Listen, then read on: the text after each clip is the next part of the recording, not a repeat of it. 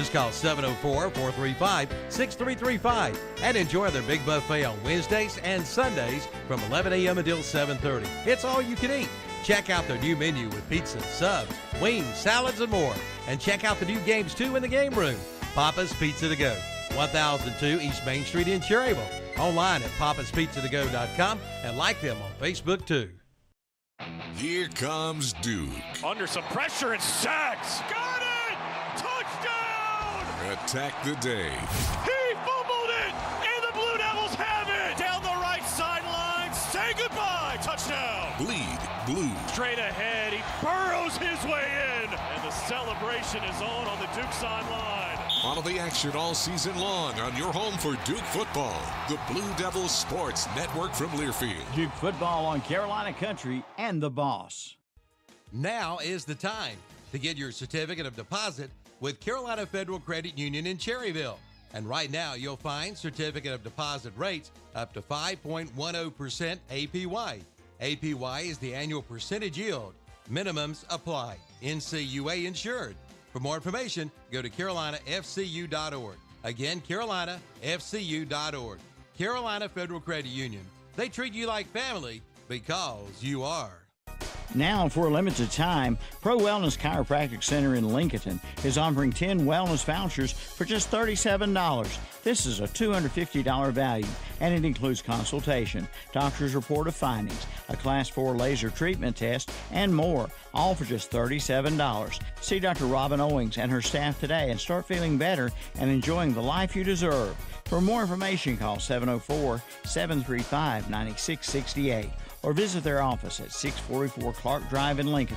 Online at ProWellnessNC.com and like them on Facebook too. Say goodbye to those hot, sticky days in the scorching sun. James River delivers the Back to Cool special on select John Deere cab tractors. Experience ultimate comfort in a roomy, air-conditioned 3R, 4R, or 5E 3-cylinder series cab tractor. Plus, save a cool $5,000 off MSRP on top of 0% for 60-month financing. Comfort has never been so affordable. Visit jamesriverequipment.com/cool for more. Ends 9/15/23 with approved credit from John Deere Financial. Some restrictions apply. See dealer for details. Thanks for help bringing the economy back, one local purchase at a time. Kind of uplifts you and you feel better. It's the greatest comeback of all time. Shop local with whatsupshopper.com, Carolina Country, and the Boss.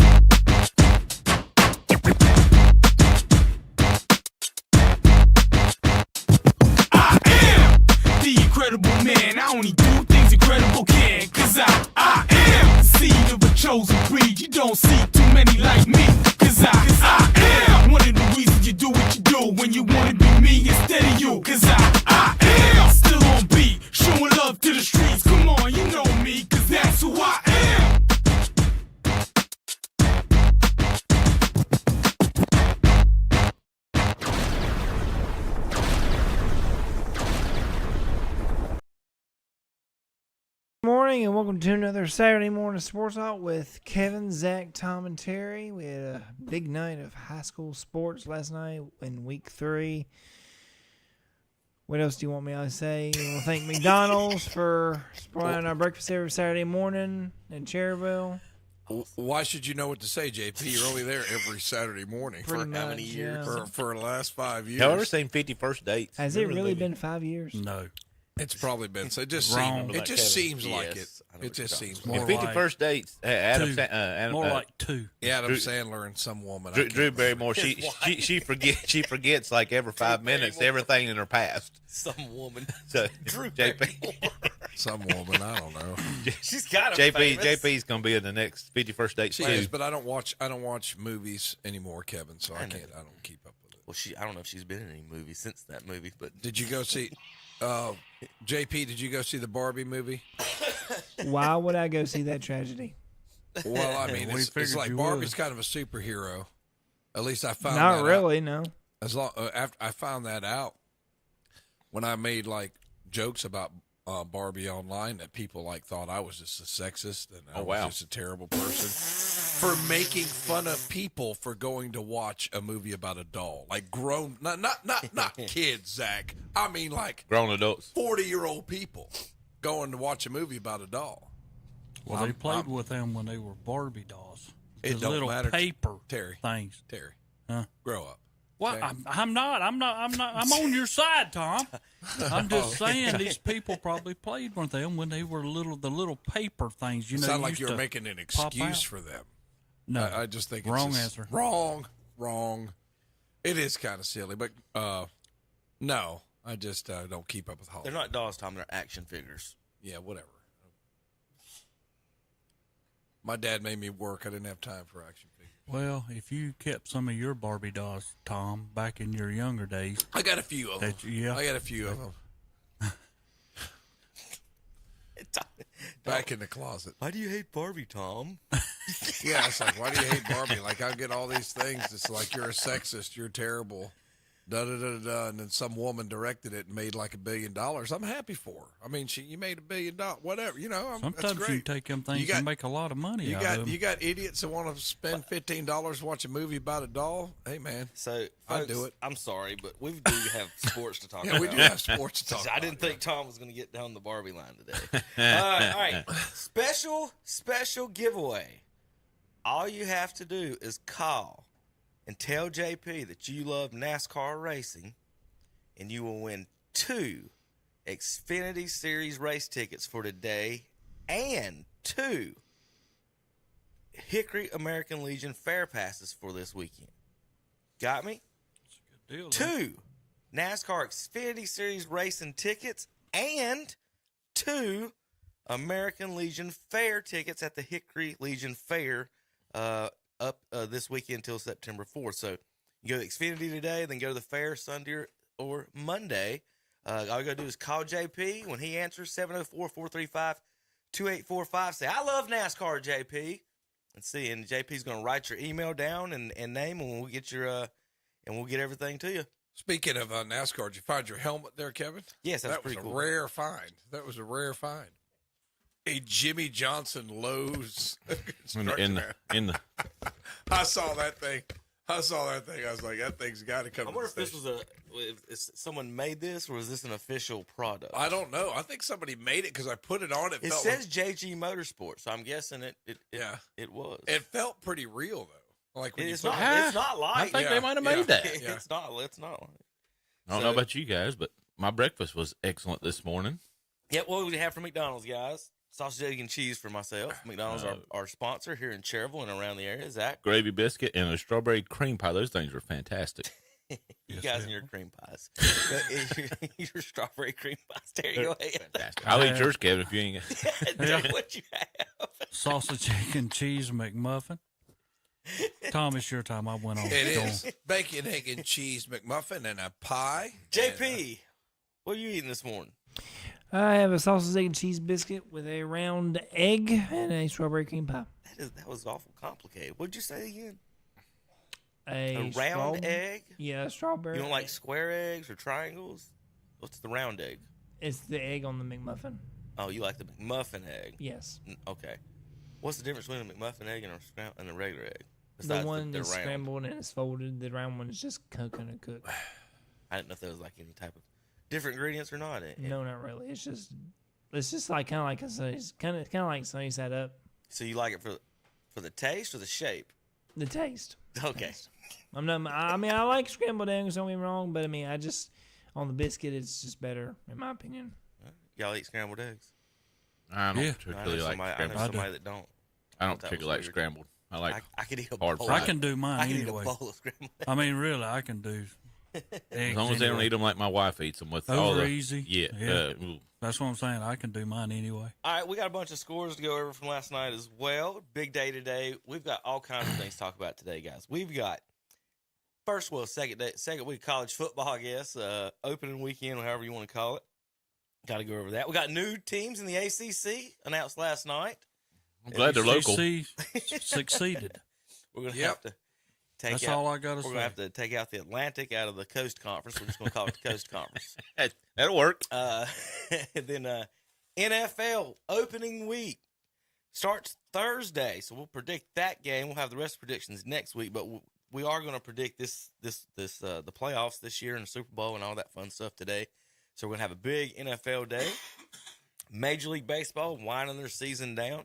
We'll talk about the Braves and all the other wonderful teams and that we pull for. Let's see, a little fun NBA, NASCAR golf and more. But we are going to start it in real quick with some scores. But in NASCAR this weekend is in Darlington. You can listen to that 92.9 FM if you're listening on the radio right now. If you're watching online, 92.9 FM for the Darlington races this weekend. Again, 704-435-2845. I got 2 tickets to today's Xfinity Series. First caller to JP, tell him you love NASCAR. We'll give you 2 tickets to today's Xfinity Series race in Darlington and 2 tickets to the Hickory American Legion Fairgrounds this weekend. So a double ticket win if you call JP and tell him you love NASCAR today. 704-435-2845. First one to call JP will be the winner. All right, games from last night. I'll pull up the scores for you guys real quick. See if I can hit all the magic buttons today. Everything's in a different order on Saturdays. I guess I can't hit all the magic buttons there, Terry. Let's see if I'll find it. I don't know where I put them. All right, I'll start. I can start reading scores. I tell you what, Tom. Give a quick synopsis real quick of your game last night. Kings Mountain Burns. I'll pull up the scoreboard and get that figured out here in a second. Well, it was a tale of 2 halves for Burns. First half, Kings Mountain had 3 possessions, 3 touchdowns. And Burns was trying to protect their defense. They ran Mooney a lot more. They had their drive charts. I think their touchdown drive, I think they had 1 pass. I mean, they're running the ball more with Mooney. They want to keep the ball on the ground. They want to shorten the game. They want to keep the defense off the field. They had made some adjustments on defense.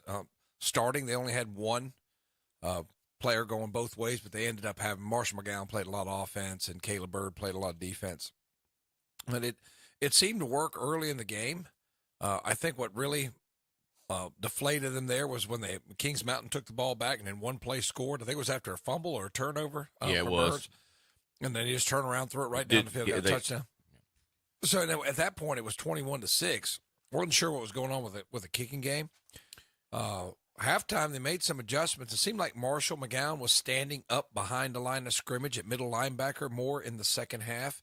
He had a sack and 9 tackles. I think that's kind of one of the adjustments they're making because I know they've tried to bring him up on the line some, so they've adjusted what they're doing defensively. So I just want to see, the defense continue to improve, which it did in that second half. But you got to give the Kings Mountain defense credit too. Their front 4 are really good. Mm-hmm. Their front 4 disrupted a lot of plays. It was hard to block him. Mooney was flushed on a number of occasions, and it made it tough on him.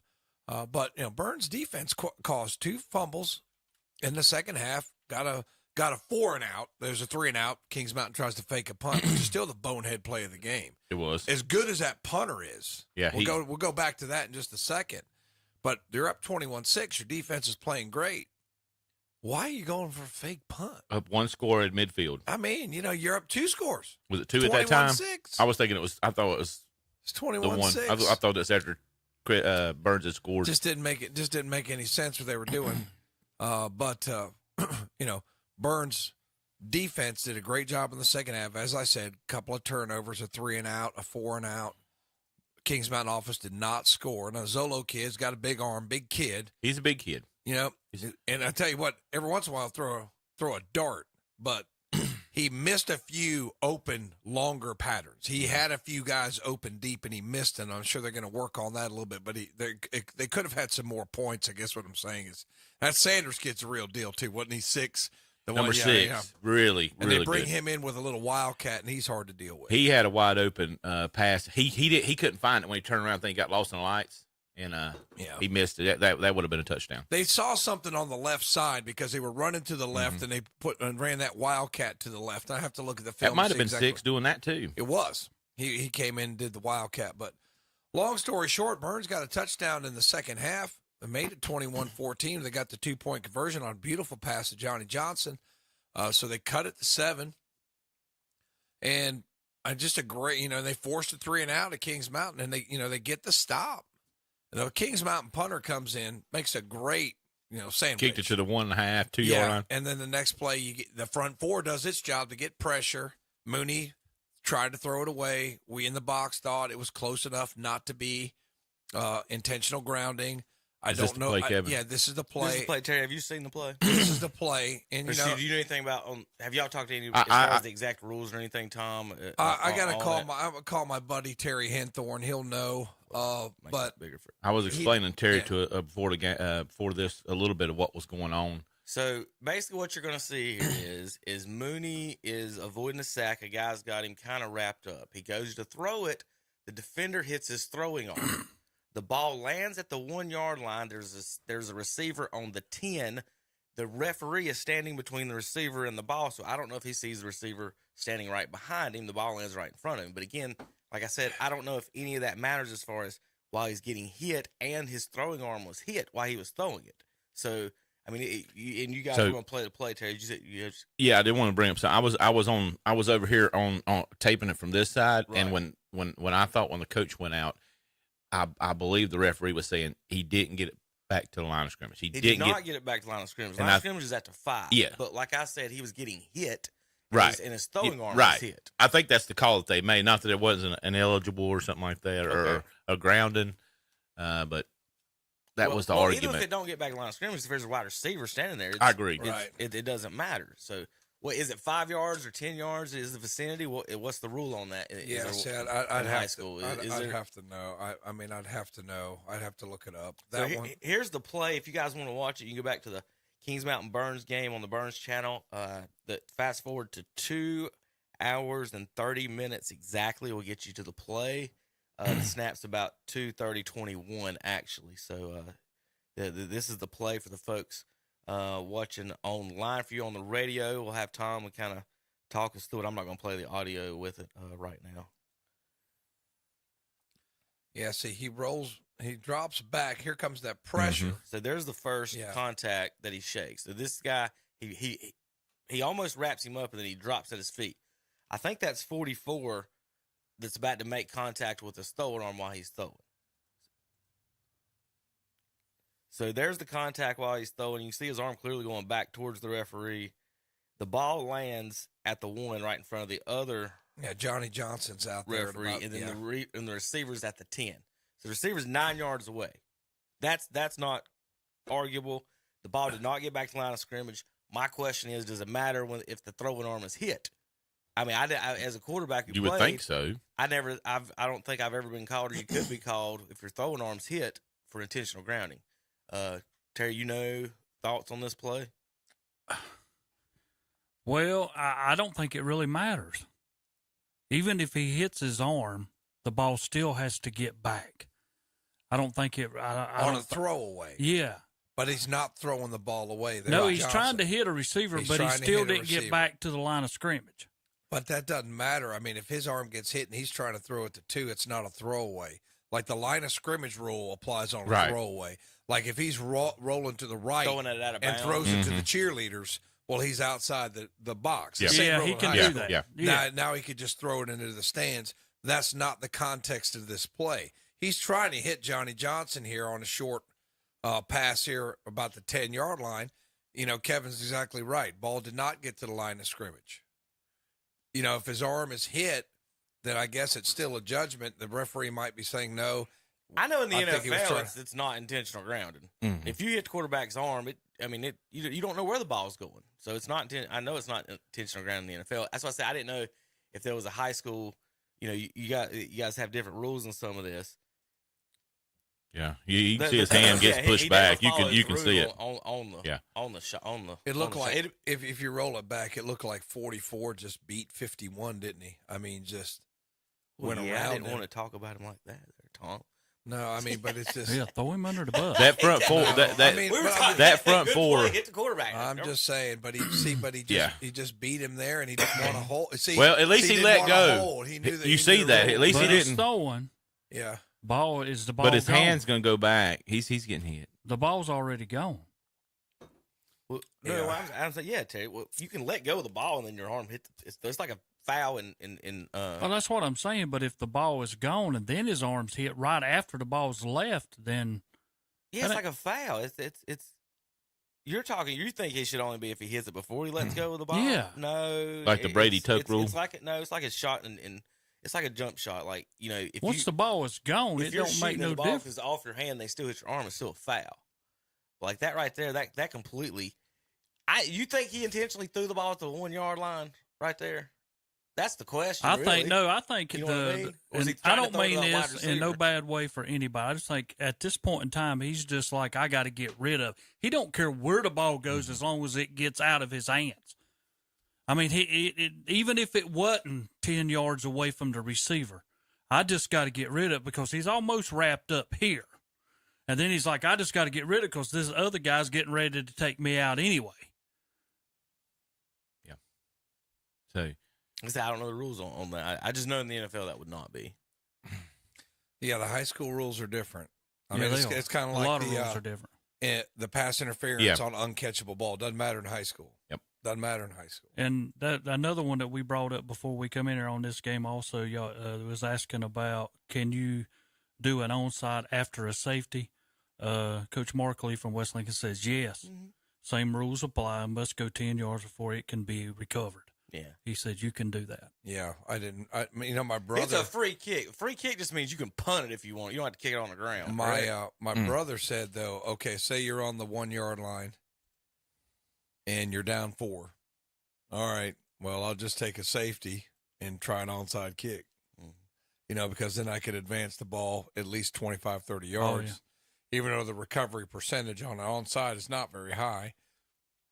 I guess you figure, well, I'm on the 1 yard line, so, I can't really do a whole lot here. I might be better off. Sometimes you got to give up your pawns, Tom. Get your bishops across Sometimes you got to know, you got to do the play. That's the bottom line. Understand the consequences. Got to do the play. Sometimes you got to know to do the play. That's right. Understand the consequences after it's done. My daughter's making shirts. I'm gonna have her start making some shirts with Terry quotes on it. Yeah, Terry quotes. I can do. I'm gonna put "destroyed" on the front, and then you got to do the play on the back. And choke an egg. If you don't think Terry would wear a shirt with his cartoon face on it that says "destroyed" on it, choke an egg. Friday's choke an egg day at West Lincoln. Just like yesterday, they asked me at the school that's doing face painting. Tom, it's a good one for you. And they said, Terry, we need to do the top of your head. And I said, only if we got a drone. That way I can get a photo of the top of my head with West Lincoln on it. A drone. You got a drone? What does that even mean? A drone. Shut up, Tom. Shut up, Tom. Shut up, Tom. All right, let's read the scores. Zach, you got the left, Terry middle, and Tom right. Kings Mountain 23-14 over the Burns Bulldogs. Crest Chargers 53-38 over the Shelby Golden Lions. West Lincoln Rebels 49-20 over Ford Tigers. Blacksburg Wildcats 59-46 over the Cherville Ironmen. Newton Conover 46-39 over East Road for the Cavaliers. East Lincoln 28, Lincoln Wolves 14. High Brighton Panthers 50, West Caldwell Warriors 7. Drone Wildcats 33, East Burke Cavaliers 24. Watauga Pioneers 47, Maiden Blue Devils 21, Brevard Blue Devils 34, Irwin Warriors 14, West Wilkes Eagles 47, Patton Panthers 0, and then the West Henderson Falcons 48, Polk County Wolverines 6. And it was Pisgah over Hampton 42-14. It was North Henderson defeating Owen 44-7. It was Robinson over Smoky Mountain 35-7. Franklin loses to Swain County 40-13. It was Tuscola 44, McDowell 22. Henderson had no trouble with East Henderson 50-8. Christ the King defeats Lake Norman Charter 17-7. It was Community School of Davison 35, Corvin 28. It was Asheville 43, Thomas Jefferson 14. East Gaston comes from behind, defeats Stuart Kramer 35-14. It was Union County. Yeah, Union County 50, Highland 0, and Bessemer City had no trouble with Avery County 46-0. All right, as Charlotte Christian defeats South Point 41-36. Providence downs Hunter Huss 41-20. Forest View with a win. They defeat Freedom 27-19. West Meck defeats Ashbrook 30-21. Alexander Central going to get visited by Burns next week. They defeat North Idle 17-13. And Statesville over South Iredell 22-15. Ashe County defeats West Wilkes 40-0. South Caldwell defeats North Surrey 48-22. Two-run homer by North Wilkes, not enough. East Wilkes beats them 48-2. Starmount 47. My buddy Greg At Lloyd. one point, it was 6-2. It was a close game. Congratulations! Oh, really? Yeah. Okay. Congratulations! I wanted to know.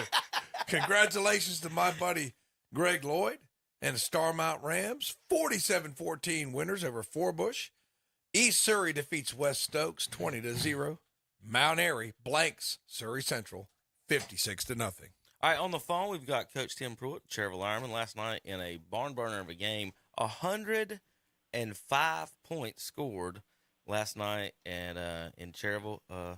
And, Coach, I think if JP had all the buttons right, we believe we have you on the phone. You there, Coach Pruitt? I'm here. Good morning. Good morning, Coach. Nice weather for Saturday. Good day for Appalachian football. We'll mention that here in a little bit, but let's talk a little Ironman football last night. Come out on the losing end of a high scoring game. 46 points for the Ironman. You guys started off with the lead, and then it just turned into a shootout. Talk to us a little bit about exactly from your point of view about how the game went there, Coach. We did get up early, 14-0, and Blacksburg's much improved from last year on the offensive side of the ball. We felt like that was the case going in. They spread you out, and they got a lot of athletes that they can put all over the place. So that's a good test for us to get ready for some of the people that we're going to see in our conference. And obviously, our best defense is to keep the ball on offense, and we did that at times. Just a, really good high school football game. Thought kids played hard. Got to the end of the game and, got down 2 scores with about 5 minutes to go. That was one of the longest high school football games I've been a part of. I think Danny Akers said it lasted 3 hours and 20 minutes. Had too many TV timeouts or something. I don't know what's going on with that. But overall, we came out, really executed our game plan. Scored on the first drive of the game. It's something we hadn't done, last year up there with what people around here would think would be a really, really good group of seniors. We went up there and didn't score in the first half last year. So for us to come out and put points like that on the board is great. But that's also a testament to our defense in the first quarter, which scored a touchdown and then also put us in position to score a short touchdown. I think Amir Starr returned a ball to the 2-yard line, and Jordan Lowrance returned a fumble for a touchdown. So our defense did put us in good position there to give us a lead. I think we were up 14-0, 20-7. And then, of course, just had difficulty. They had a really good, high, tall, 6'5" wide receiver, got him the ball a couple times. Felt like we were in good position, just didn't quite make a play. Special teams, we got to find 11 guys that want to cover a kickoff. We struggled so much in that department, gave them short field. I didn't see official stats, but with their short fields, I'd imagine that we controlled time of possession. I felt like we controlled, moving the football, but in the end, just didn't have enough to come away with the win. And that's disappointing because our kids really, after a game like last week where we really got, at no point in the game did we feel like, did we seem like we were in the game. This week we're in the game all the way to the very end, and for our guys who finished the game at the end. I mean, appreciate your effort. Josh Ward, I mean, most teams probably are not going to take their quarterback and first game play him at safety, second game play him at corner, third game play him as the Sam linebacker. But he is an aggressive kid who wants to win, and he really made a lot of plays out there on both sides of the ball last night. I appreciate him sticking it out to the end and finishing the game. And, I know he's really disappointed, but as I told him, I thought he played his best game as a high school football player last night, and that's all you can ask. But we ask a lot of our kids, and we'll hopefully continue to grow and improve, and that's what we did this week in practice. But we got to do it again this coming week with a good North Caston team that's gave East Caston a 2-touchdown game and beat Bessemer City. So we'll hopefully go to Dallas and play like we did on Friday night, but still correct things. We're still got a young team. Coach, I'm going through some of the scores for you. We're looking at one of the plays of the night for us on the post-game show. Roll out left, tossed into the end zone, 42-yard touchdown pass. Can you tell us a little bit about what happened there? It's probably to Rayshawn Sewell down the left sideline toward the scoreboard. Right. In a game like that, it's a little fuzzy. I'll just be quite honest. He rolled left and stopped. Josh extended plays with his legs. I don't always watch the entire game after the night of, but I did last night, so it's a little clearer, and I think that's the play. Yeah. That's a ball that, if I would coach any of my kids, we got to do things and be more on rhythm and be quicker, and that's got to be linemen protecting the quarterback, and that's got to be DBs breaking on the football. That's got to be linebackers reading your key. That's got to be guys running down a kickoff and avoiding the first guy and then ripping through with the proper arm on the second guy. As a coach, you're thinking about that constantly. So I feel like on that play, Josh had to scramble a little bit, and then he put one out there for Ray, and Ray made a play over that 6'5" free safety or whatever, it's how tall he was, 6'4" free safety. And that's Rayshawn Sewell. Rayshawn Sewell's made a lot of plays like that this year. He's also missed a few plays that he'd like to have back, I'm sure. But he continues to play, and he's a kid who really just gives us his all and has grown so much in 2 years or in the time that he's been here. Last year he was our JV quarterback because we really didn't have anybody, and we were very limited with what we wanted to do with him. And this year he is playing any position we asked him to and doing it to a great level. So that's a kid who's really stepped up his game. Did he catch that first touchdown too? I believe he did. Yes, it was a curl pattern. Example this week. If we could have had all the offense in that we had last night, the first game against Avery, I feel like that's a game that we could have won going away. But when you change an offense and you try to implement the fact that we're going under center and this is what we're doing, we got to put this stuff in. We were limited. Last night we went back to some of the stuff that we like to do in the shotgun. Overall, it was a better game plan, but it was also more difficult for them to prepare for, I think. Well, they didn't prepare for it. They didn't see it. So, we want to get the ball to Hunter Jackson in the flats, Rayshawn and Andron Patterson in the curl. There's so many things that I think we can do and put the ball in our playmakers' hands. Liam McIntyre is one of the best blocking fullbacks I've probably ever had in my career. He's done wonders. But last night, Liam McIntyre had to go to Mike linebacker due to one of our players getting dehydrated last night. Corbin Thomas, we started to ask him to play both sides of the ball. And I think Corbin's doing well and getting better this morning. But with that said, we just really, over the course of the game, got to the point where, we kept coming back and they kept adding on, and we kept coming back and they kept adding on. So our kids played the best of their ability, and sometimes you don't win, and the sun comes up in the morning like it did today, and yes, it's a nice fall day, and there's lots of things to do to prepare. Also, like to say I hope everybody enjoys their Labor Day weekend and understand the labors that people put in. But, as our team, it's not about the fact that we work. It's the fact that we have faith in the people around us, and we know that those people are putting the time in that we want to put in to get better as a group. And that's something that we want to strive to do each and every week.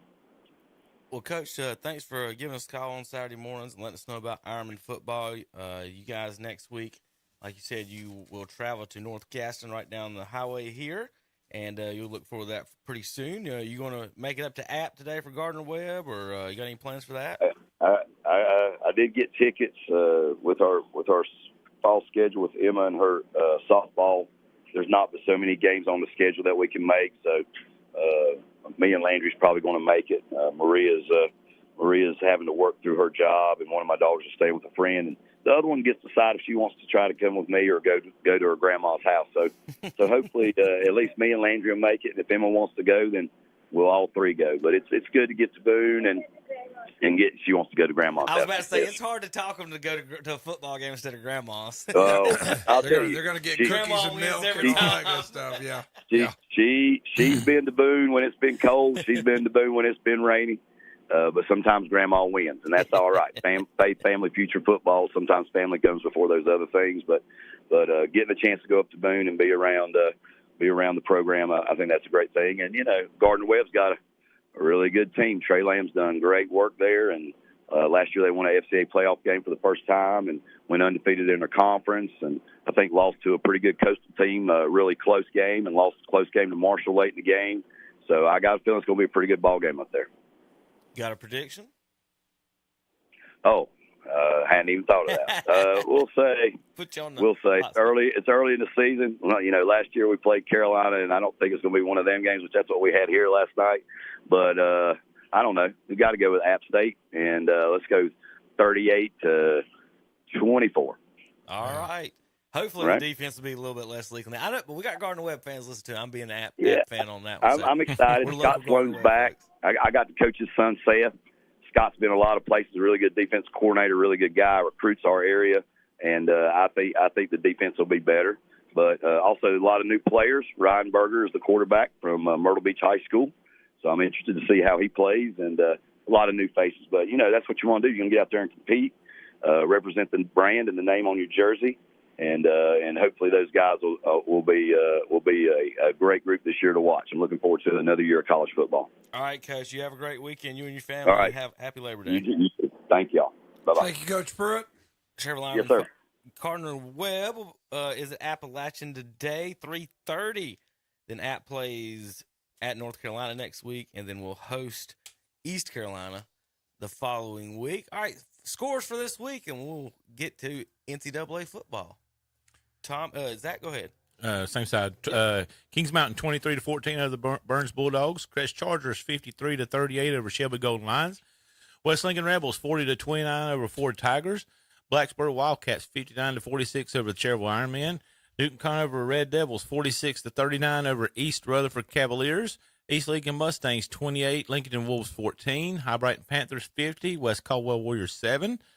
Drone Wildcats 33, East Burke Cavaliers 24. Watauga Pioneers 47, Maiden Blue Devils 21, Brevard Blue Devils 34, Irwin Warriors 14, West Wilkes Eagles 47, Patton Panthers 0, and West Henderson Falcons 48, Polk County Wolverines 6. It was Bessemer City 46, Avery County 0, Union County 50, Highland Tech 0, East Gaston 35, Stuart Kramer 14, Asheville defeats Thomas Jefferson 43-14. It was Community School of Davison over Corrigan, 35-28. It was Christ the King, 17, Lake Norman Charter, 7. Hendersonville defeats East Henderson, 50-8. It was Tuscola, 44, McDowell, 22. Swain County, 40, Franklin, 13. It was Robinson, 35, Smoky Mountain, 7. It was North Henderson, 44, Owen, 7. And Pisgah defeats Hampton, 42-14. Isn't that Roberson? Yes. That's what I thought. What'd he say? Hampton. I said Hampton at the bottom. Hampton's at the bottom. Yeah. Charlotte Christian defeats South Point. What did he say you said? Charlotte Christian defeats South Point 41-26. Providence over Hunter Huss 41-20. Forestry defeats Freedom 27-19. West Meck over Ashbrook 30-21. Alexander Central defeats North Iredell 17-13. Burns making a trip up there next week. Statesville over South Iredell 22-15. Ashe County blanks West Wilkes 40-0. South Caldwell defeats North Surrey 48-22. East Wilkes downs North Wilkes big 48-2.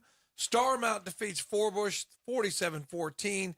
East Surrey defeats West Stokes, blanks them 20-0. And Mount Airy blanks Surrey Central 56-0. I was just saying that's the Roberson Rams, not the Robinson Rams. The Roberson, TC Roberson. Don't you go to Asheville believe I ever? said it was Choking egg, Tom. Yeah. That's right. Now, TC. Kevin, I'm waiting on Kevin to do his top 10 because I'm waiting on this stuff that's going to come out of this that's not funny and not even good, because you can't dictate your standings by how many points a team gives up. What's he babbling about right now? I mean, there's no way that can happen. What's he complaining about? West Lincoln losing points. He don't even know yet. I'm waiting to see. They better win up. They better win up. I do like Tom does. Better win up, boy. See Get you the, after the game, man, boy. a drone go over this place. You go to your car, boy. We'll be there. I don't have the graphics ready. Don't worry, you not get to your car. We'll get to your car. I don't have the graphics ready, but I do have the order. Number 15, the Statesville Greyhounds move up from 22 to 15 with the win last night. I'll pull up the scores. Excuse me, I'm out of breath. I just ran 240s. Number 14. 240 feet. It is 40 yards from that closet to this wall. Exactly. Okay. We measured it. Let's see. Number 14, the Maiden Blue Devils. They move up one spot. After they got beat. Yes. That means people in front of them got beat worse than two. Number 13, West Iredale. They move up one spot on the bye week, or as does RS Central and Chase to 12 and number 11. So Chase 11, RS Central 12, West Iredale 13, Maiden 14, and Statesville 15.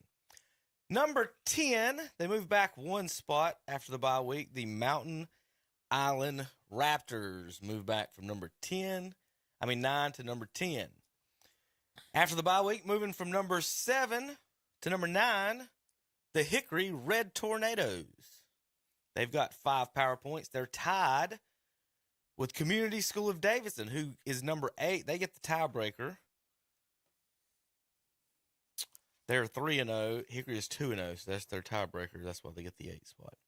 Number 7, the Bunker Hill Bears, on their bye week, dropped from 3 to 7 in the power poll with 6 power points. Dropping from number 1 to number 6, the Bandy's Trojans with 6 power points. They've given up 6 total points, though, in 2 games. At number 5, moving up from number 10, the West Lincoln Rebels. 7 power points. They've given up 47 points on the season.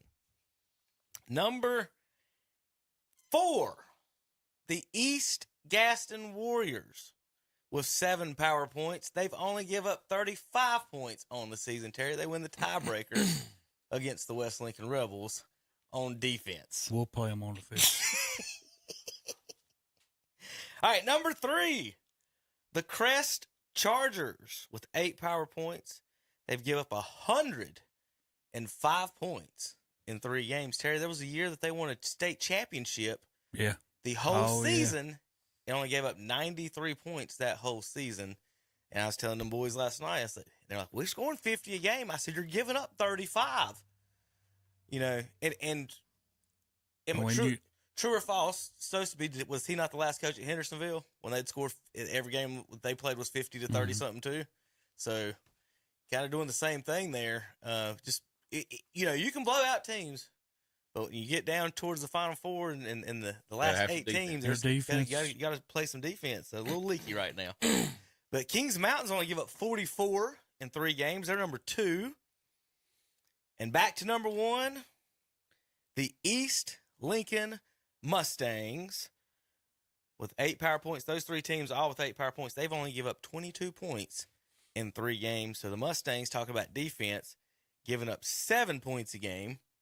Crest giving up 35 points a game. So, and then who we play? All right, we'll be back in a few minutes. JP on KTCBroadcasting.com.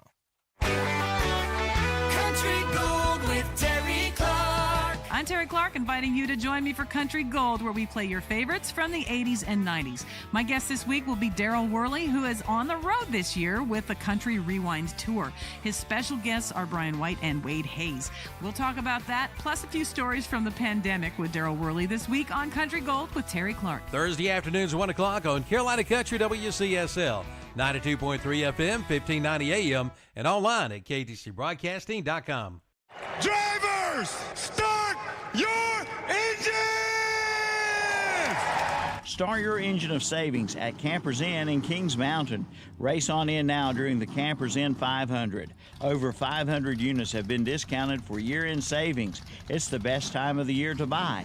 Don't make a pit stop elsewhere. Head to the finish line of savings at Campers Inn in Kings Mountain during the Campers Inn 500. Campers Inn, 615 South Broadway off Highway 161 South at I-85 in Kings Mountain.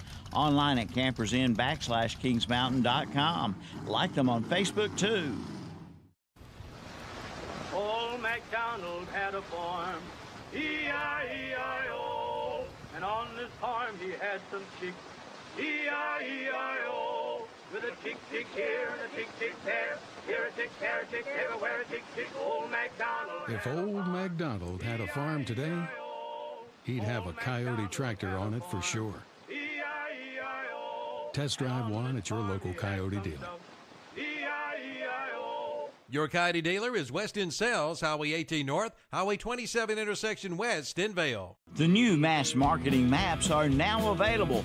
Pick up your free map today at one of our area merchants, including the Grooming Lady on North Aspen Street in Lincoln, Remax Select on West Warren Streets in Shelby, at Wood Spring Suites on Sioux Lane in Shelby, at the Don Gibson Theater, South Washington Street in Shelby, at CPR Call Phone Repair on East Dixon Boulevard in Shelby, at Premier Window Tinting and Audio on North Lafayette Street in Shelby, at Lee Construction on Mulligan Road in Shelby, at Stunt Pros on Jones Road in Shelby, and at KTC Broadcasting on Highway 150 West in Cherryville.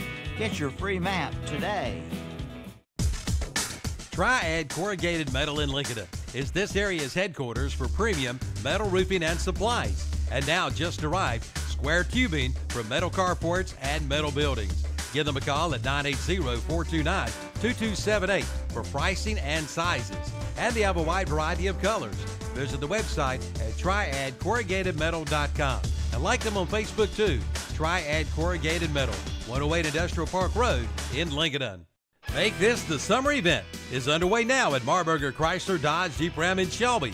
Now get $3,250 total cash on select new 2023 Dodge Durango.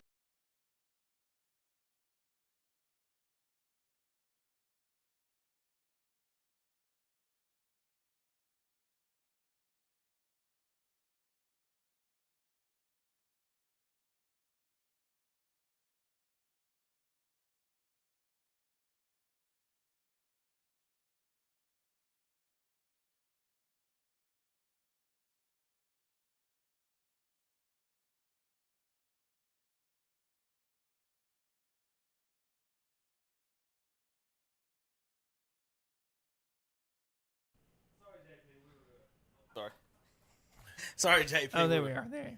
Studying U.S. history. Yeah. There you are. Do what, JP? Oh, well, I couldn't hear y'all. I was like, did you turn the mics on? I think. Yeah, we had the buttons out. We were going over Tom's synopsis for next year. Oh, okay, gotcha. Mm-hmm. That explains Which everything. 80-year-old man are we going to elect next time? God almighty. Oh, my goodness. That was awesome. All right, college football. Welcome, California, Stanford, and who was the other one? SMU. SMU. But real quick, Terry, is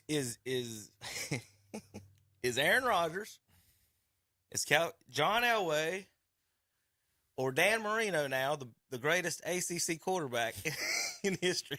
At least we can say that we're the best conference from coast to coast now. We got Aaron Rodgers, we got Marino, and we got John Elway. Quarterback Conference USA. Ohio State got nothing on that, boys. It's just horrible. Is the it? Coast Conference. But the ACC succeeded by bringing SMU. They're going to be in our conference for 7 years, and we owe them nothing. They're giving up $210 million just on account of they want to come to the ACC to be part of a Power 5 conference. So the ACC succeeded. There's not even 5 conferences anymore. That's what I'm saying. But the ACC succeeded by bringing them in. They can still call it the Power 5 even if there's only 4, Kevin. Well, this is college. You're 100% right. So we're going to pay college. Cal and Stanford, but we're not paying SMU nothing for 7 years. It's pretty bad. That's pretty bad, ain't it, Tom? That's blackmail. So, but the rumor is they'll get money though, Terry, because Clemson, North Carolina, and Florida State will be leaving for the Big Ten in 2 years. I think that's the 3 teams that voted against. The only thing that bothered me, that's what I'm saying, because State was the one that changed. I was wondering. I was going to ask y'all, do y'all know who the one it was that flipped their vote? So it's Carolina was against, and Clemson and Florida State. We all know Clemson, Florida State's wanting to leave the conference. I think Carolina would go for enough money, depending on who offered it.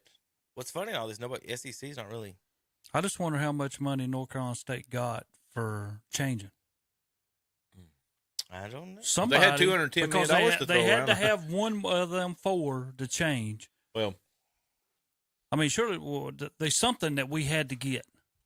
It was said last night, and we was upstairs before the game, and it's one thing to travel all around the country to play football, but when you got to travel all around the country to play some of these smaller sports, that's going to be tough. Well, real quick, I'm gonna make 2 comments on both of those. One, Terry, here's your NC State president comments. The NC State brand and historical competitiveness of our programs is already well recognized and established. The addition of these outstanding universities gives us an even greater opportunities to build on the Wolfpack's national presence, which in turn will generate more long-term benefits for our student athletes, our athletic programs, and our loyal fan base. Basically, somebody gave us more money. That's what it sounded. That's what the PR. All right, now your question was about the other sports. Now, Tom, Terry, think about, you've had children. You want to watch your children play college sports. Would you rather your child now go to a Carolina and play college sports and have to travel, or one of these all over? Like, say, let's do SMU for example. Would you rather your kid go to SMU and have to travel over the country, you not see them play? Would you rather go to one of the other, maybe Division II or non-Power 5 schools, and then you get to see your kid play every college game they ever played? Now, this is the non-football schools, like the school, like if you're playing softball or one of these other sports that we're not going pro in, right? So, would you not rather your kid go to a closer school? Let's look at it North Carolina wise. Would you rather your kid go to North Carolina and have to go? You're not going to see them play almost anybody they play on the away games.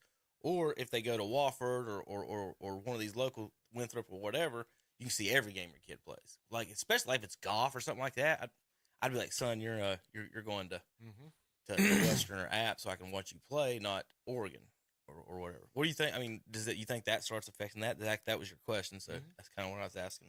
I got a feeling it does, but I want to mention something else. With all of this happening, and I'm including the Big Ten, the ACC.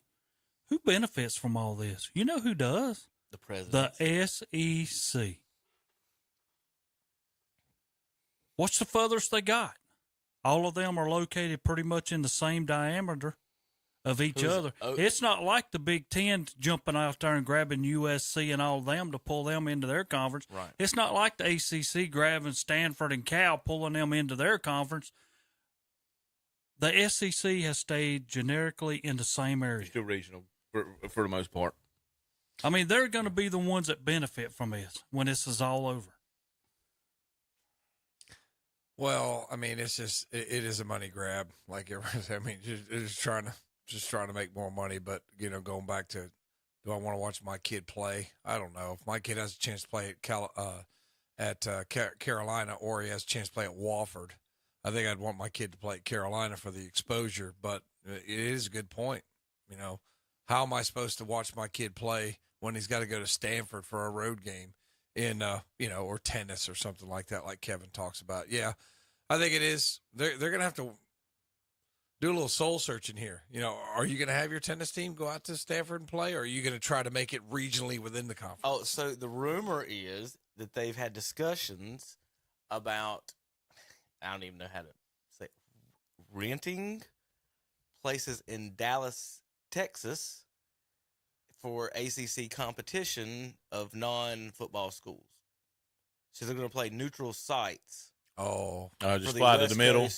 West Coast, East Coast teams will play neutral sites somewhere in Texas. That's stupid. That's pretty rough. That's one of the proposals. I'm telling you, it just keeps getting. Then you just throw your home field advantage stuff away. Right. Yeah, there's a lot of stuff that goes into that. It's gotten nuts. And I know that you have, if you couldn't afford it as a parent, there's boosters that could help you out. If you went to them in the right way, you could go watch it at both of them. Maybe not every year, but you could go, if you was doing basketball, you could probably make a trip out to California one year and then over to Stanford the next year. I mean, somebody would pay for you to go out there. I don't know whether they'd pay every time for you to go, but they would take care of you somehow. I just, I like the regional aspect of the old conferences. I mean, it was cool. Like if your kid played at Carolina, you get to go to State, Wake Forest, Clemson, Virginia. Will they end up doing like we talk in North Carolina, how we need to split up the conferences to do football only? Is the NCAA do one of the other, does like a sport or a school? I don't know who would sue. Someone has to sue to do anything to make it where, hey, this isn't fair to our kids. Like all the ones that, like we just said, they just got recruited to Cal. They're thinking they're playing West Coast schools.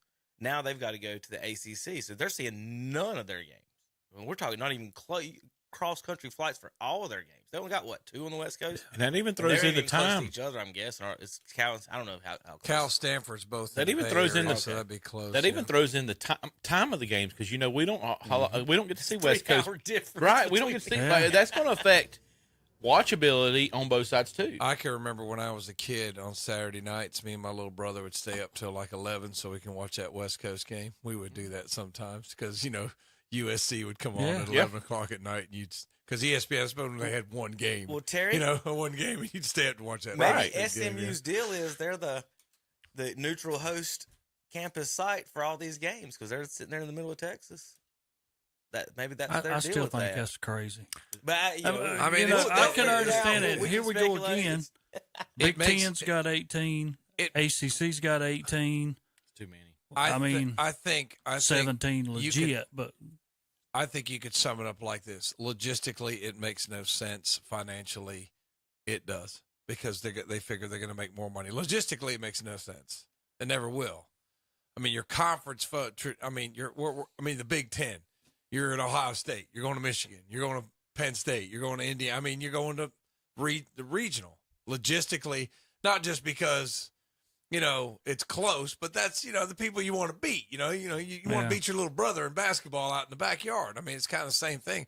What kind of rivalry you're going to have between Stanford and Carolina, or Cal and Carolina? I mean, it's just dumb. SMU and Clemson. That's going to be a heated rivalry. Yeah. I mean, it's dumb. It just blows my mind with they're taking away some of the things that makes college football special to make more money, which I guess that's capitalism. That's just the way it is, but it just won't be as special. Going to SMU versus Duke football. Whatever. I mean, that's like saying, some of those funky flavors of ice cream, that they have. It's like the 33rd flavor. I just can't believe Stanford got left out in all this. It's not like they're not a good school and a good program. Stanford's are they one of the most decent successful football athletic. I'm talking about overall athletic programs. They volleyball, everything. everything. Yes, they're one of the top programs. I just can't get into this, and it's eventually going to be where the Tar Heels wind up leaving ACC, like Kevin said a minute ago, and that's really going to be a heartbreaker for everybody around here because that's going to mess up all your rivalries. Well, think of basketball wise now. You got 18 teams. You play 17 games,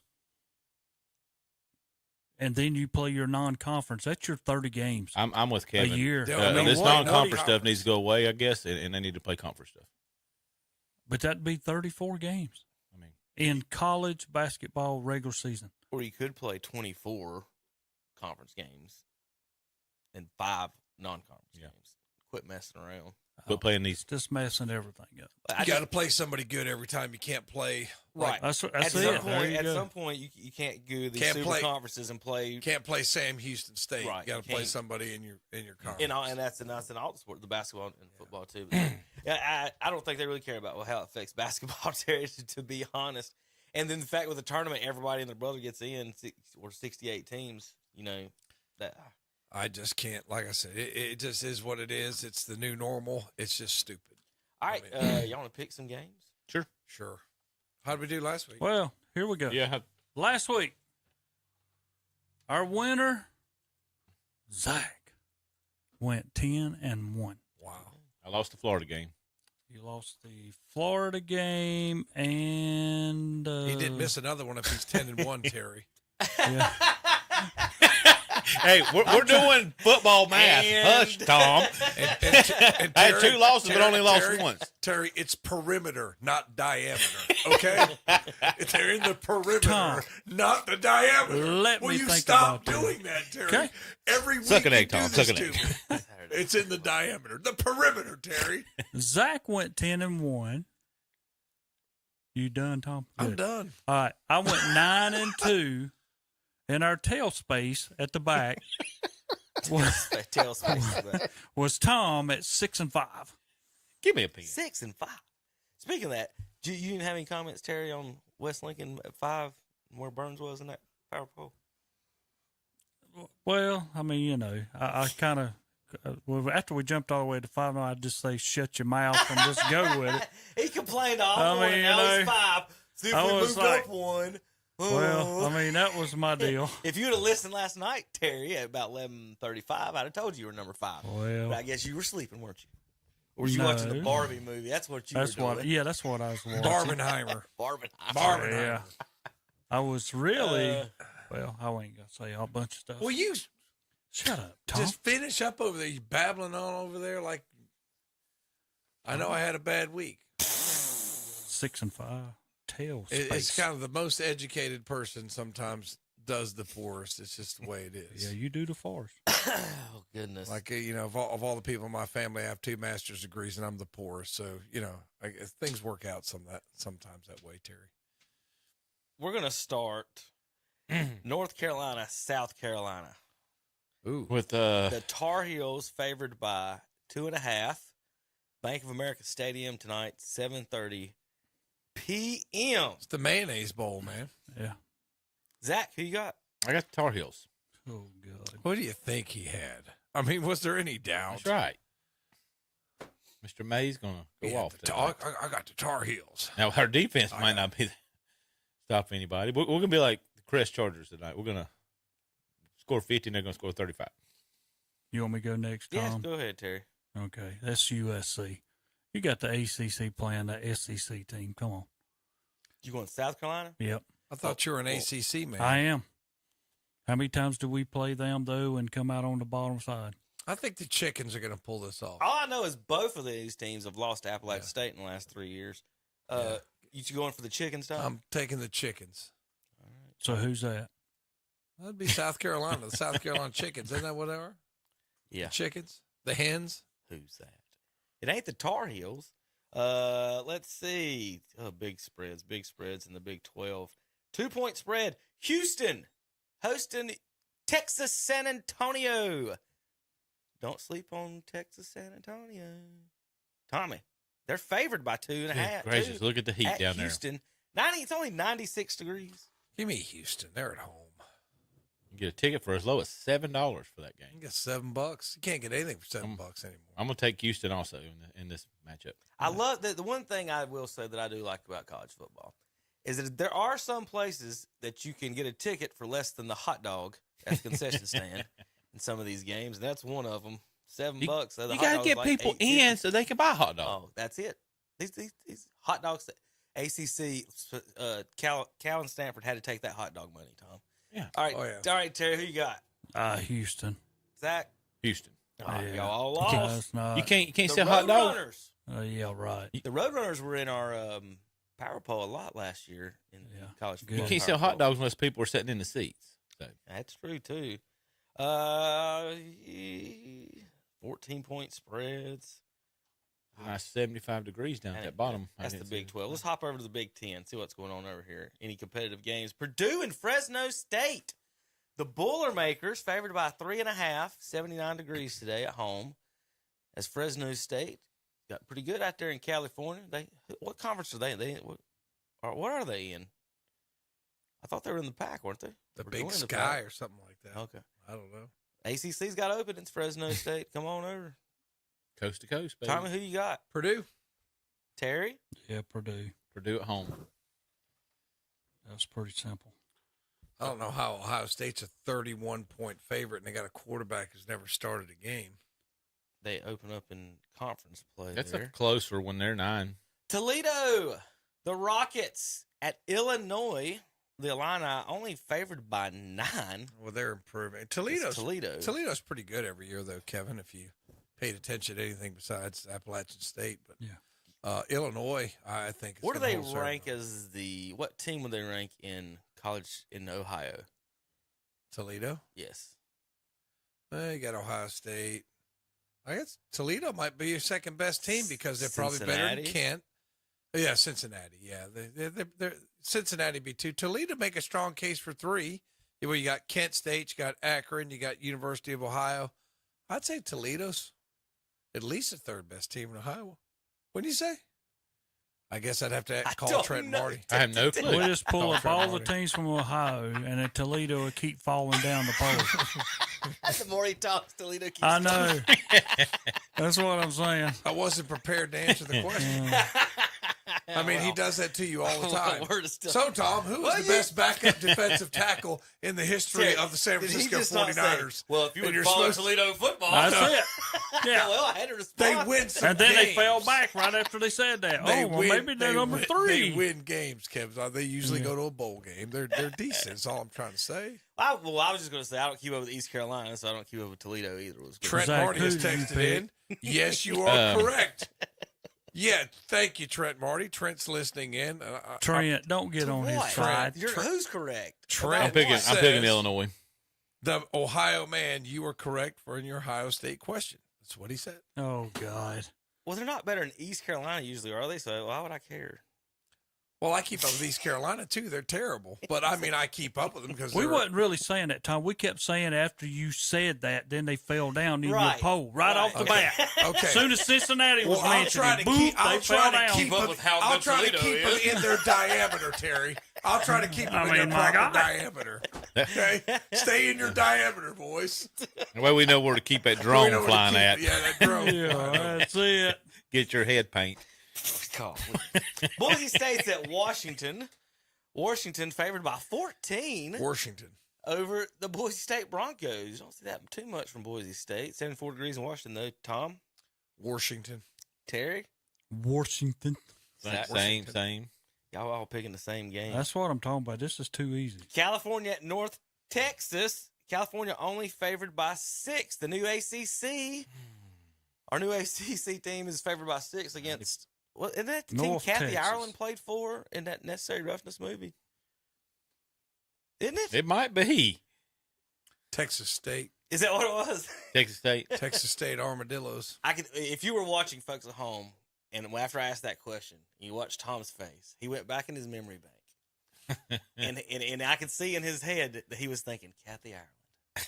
Kathy Ireland. She was pretty hot. Gray sweatshirt. Texas State boys, I remember now. She was pretty hot. I had a Kathy Ireland cut out in my college dorm, so okay. Guilty. No problem. No problem. Guilty. I thought she was the prettiest of the supermodels in the 80s. Any of y'all taking North Texas? I'll take North Texas. Throw a little bit of a curveball in it. They are at home, right? Yeah. Yeah. $16. 95 degrees. $16. Who you taking, Tom? You California. Said nothing. California.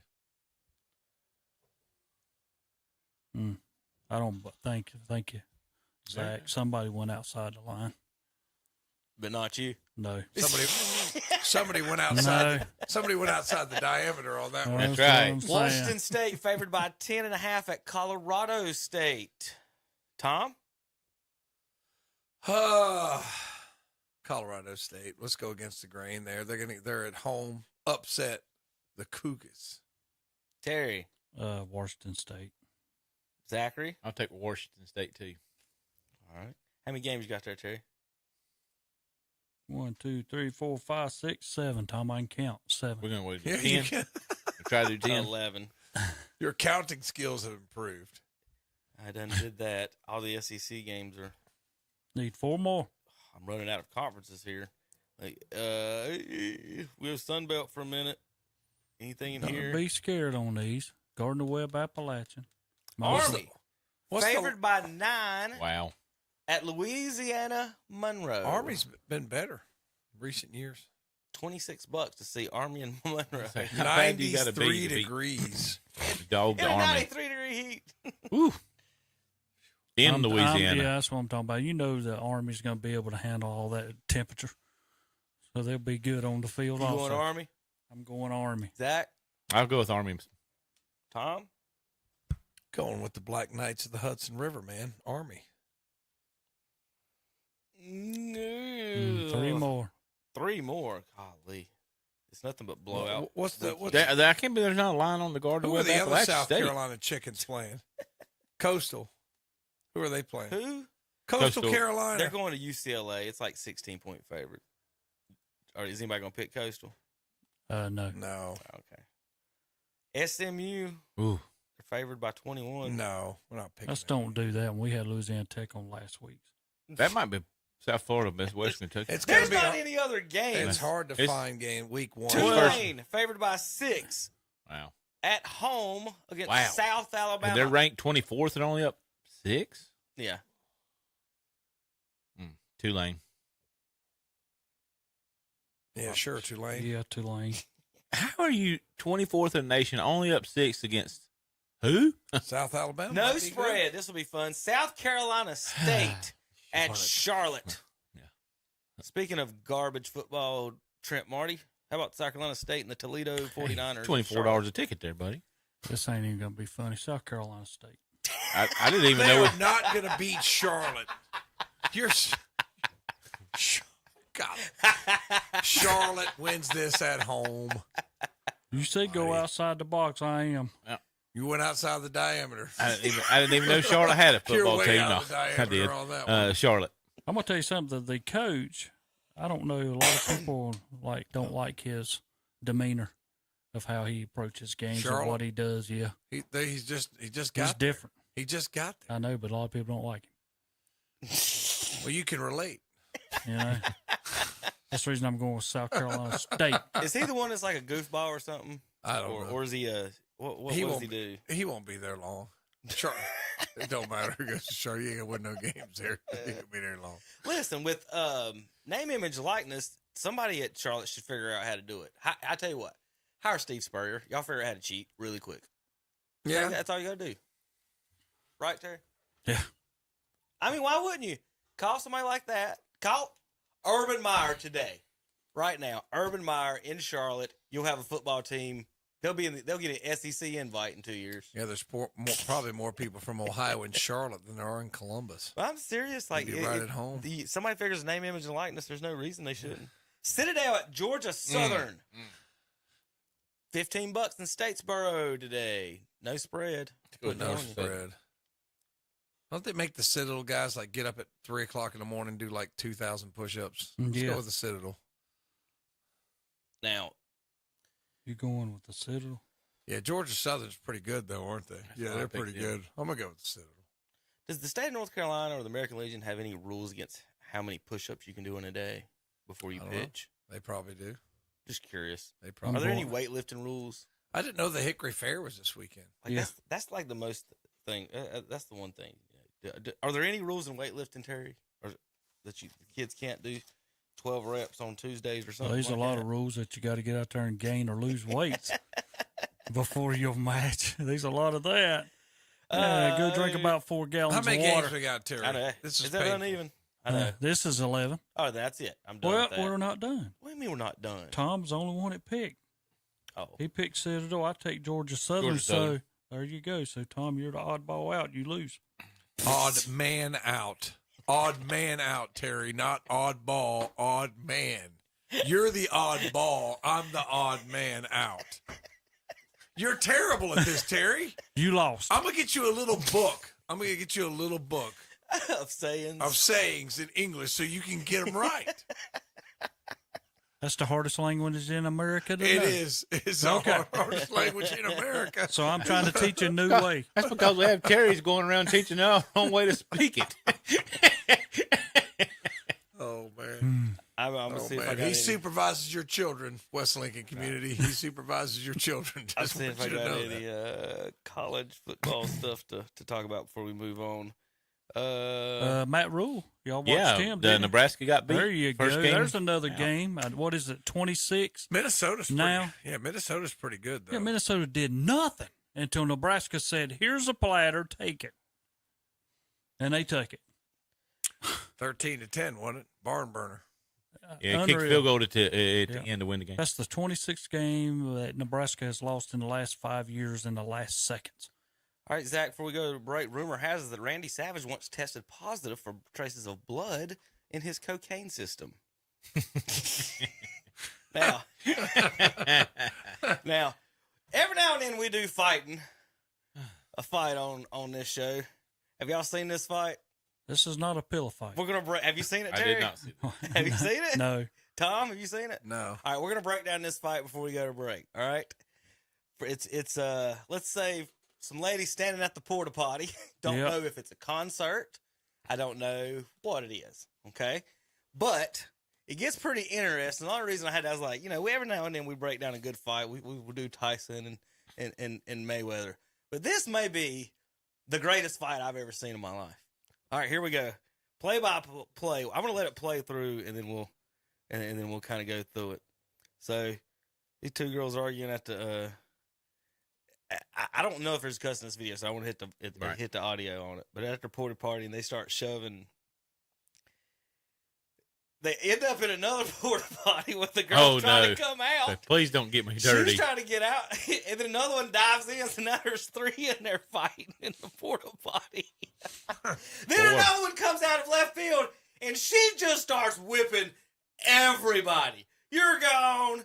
She's going to tear her hair up. Oh, there's one. Boom, porta potty number 2. She shoves her in the porta potty, kicks her in the face. Yeah. As he shoves her in the porta potty, grabs another one, and then this lady comes by. Wait a minute. While they're fighting, watch. Some lady has to pee. Gotta go to the bathroom. That's it. The heck with what I've been waiting forever. I got to get in here. Y'all got to quit y'all. They are straight brawling, and this little lady just walks right by and sneaks in because she's got to pee. Y'all stay out of my diameter. That sounds like a Jeff Foxworthy joke. If you've ever been shoved in a porta potty during a fight, you might We're be still not redneck. through with lady in the white boots. The one that just went in to pee was when the one she was in, she left her stuff in to come out and fight, so she has to go in to the lady who's going in to pee to get her stuff out. I mean, the escalation of this fight went from 0 to everybody. It's just like, I just need to go to the bathroom. I know that the lady finally I gotta pee. I just gotta go to the bathroom. The door. Well, this right here looks like she's getting ready to slap the living crap out of her, and she does nothing. Well, I wonder what they're fighting over. Oh, that's what's funny is the one that ended up winning the fight wasn't even it. She came out of the fourth porta potty. What would have been better if somebody would have stuffed somebody's head down in the porta potty? That would have been. It was everything but that, folks. It was everything but that. This Cowboys cheerleader that comes over here. Yeah, she's stone colding everybody on this. That's Daisy Duke right there coming in and just wailing everybody. This looks like a Dukes of Hazzard. Tell me that's not a Dukes of Hazzard. About porta. Now that boot to the face. Yeah. I'm solving everything. Oh my God. Pushes her, closes the door. Slammed her head in it. Bang. Her head in the door, then kicks her in the face. Like, what type of MMA training was that, Terry? We'll be back in a few minutes. More fighting tips from JP on KTC Broadcasting. The new fall menu at Scooter's Coffee in Cherryville is now available, featuring pumpkin spice lattes, hot, iced, or blended. Or try the new pumpkin caramelicious. And listen up, during the month of September, you get coffee free. That's right, a free regular cup of coffee all during the month of September. No other water necessary. The new Scooter's Coffee, Highway 150 East in Cherryville, right in front of Walmart. Open 5:30 a.m. till 9, Monday through Friday, 6 to 9, Saturday and Sunday. Built upon a solid foundation of cast iron and steel, the Kubota L Series is part of our under 100 horsepower tractor lineup rated #1 for reliability. They feature powerful Kubota diesel engines and easy operation. The durable Kubota L Series.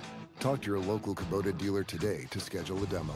Go to KubotaUSA.com for full disclaimer. Your Kubota dealer is Parker Farm Service, located at 126 Bessie Drive on Oak Grove Road at the Highway 74 bypass in Kings Mountain. You may remember the Ride-A-Bike Bicycle Shop that originally opened in Lincoln. Well, today, they are at East Main Avenue in downtown Gastonia, and they have all types of new and certified pre-owned bikes for sale. From Greenway to mountain bikes to electric to gravel bikes, they have them all. And they repair almost every bike and feature a full service parts and accessory department. They'll even change out your seat to give you a more comfortable ride. Ride-A-Bike Bicycle Shop, 140 East Main Avenue in downtown Gastonia, online at rideabike.com. If you're ready to make the great escape, do it with the #1 brand on the water. Yamaha wave runners are the most premium personal watercraft on the market with industry-first features and exciting new products like the all-new 2022 VX Series with audio packages, the most-anticipated Superjet, and the new race-ready GP Series. This is Wave Runner country. See one today at Full Throttle Power Sports, 100 Indian Walk off I-85 in Laurel. Wet basement, wet crawl space, mold or mildew, Neeline Co. Moisture and water control can help. Let them control the moisture in your home to keep it safe from fungal growth, mold colonization, and its destruction. Neeline Co. proudly serving the Carolinas. Call Neeline Co. today at 704-434-9411 extension 2 for your free estimate. That's Neeline Co. Moisture and Water Control. Folks, if you are looking to buy a new metal building, let me tell you the place to go. Unrivaled Metal Buildings in Lincolnton. With over 20 years' experience, they specialize in metal carports, garages, RV covers, storage sheds, and more. They offer bank financing and a credit-free rent-to-own program. All of their units are engineered certified to meet local wind and snow requirements. Commercial sizes are available as well. Address is 2541 East Main Street, Lincolnton, or call 844-848-8676. Also, check their website out at unrivalledmetalbuildings.com. And we're back on Saturday Morning Sports Talk with Kevin and the gang. Looks like they're going to watch some highlights now.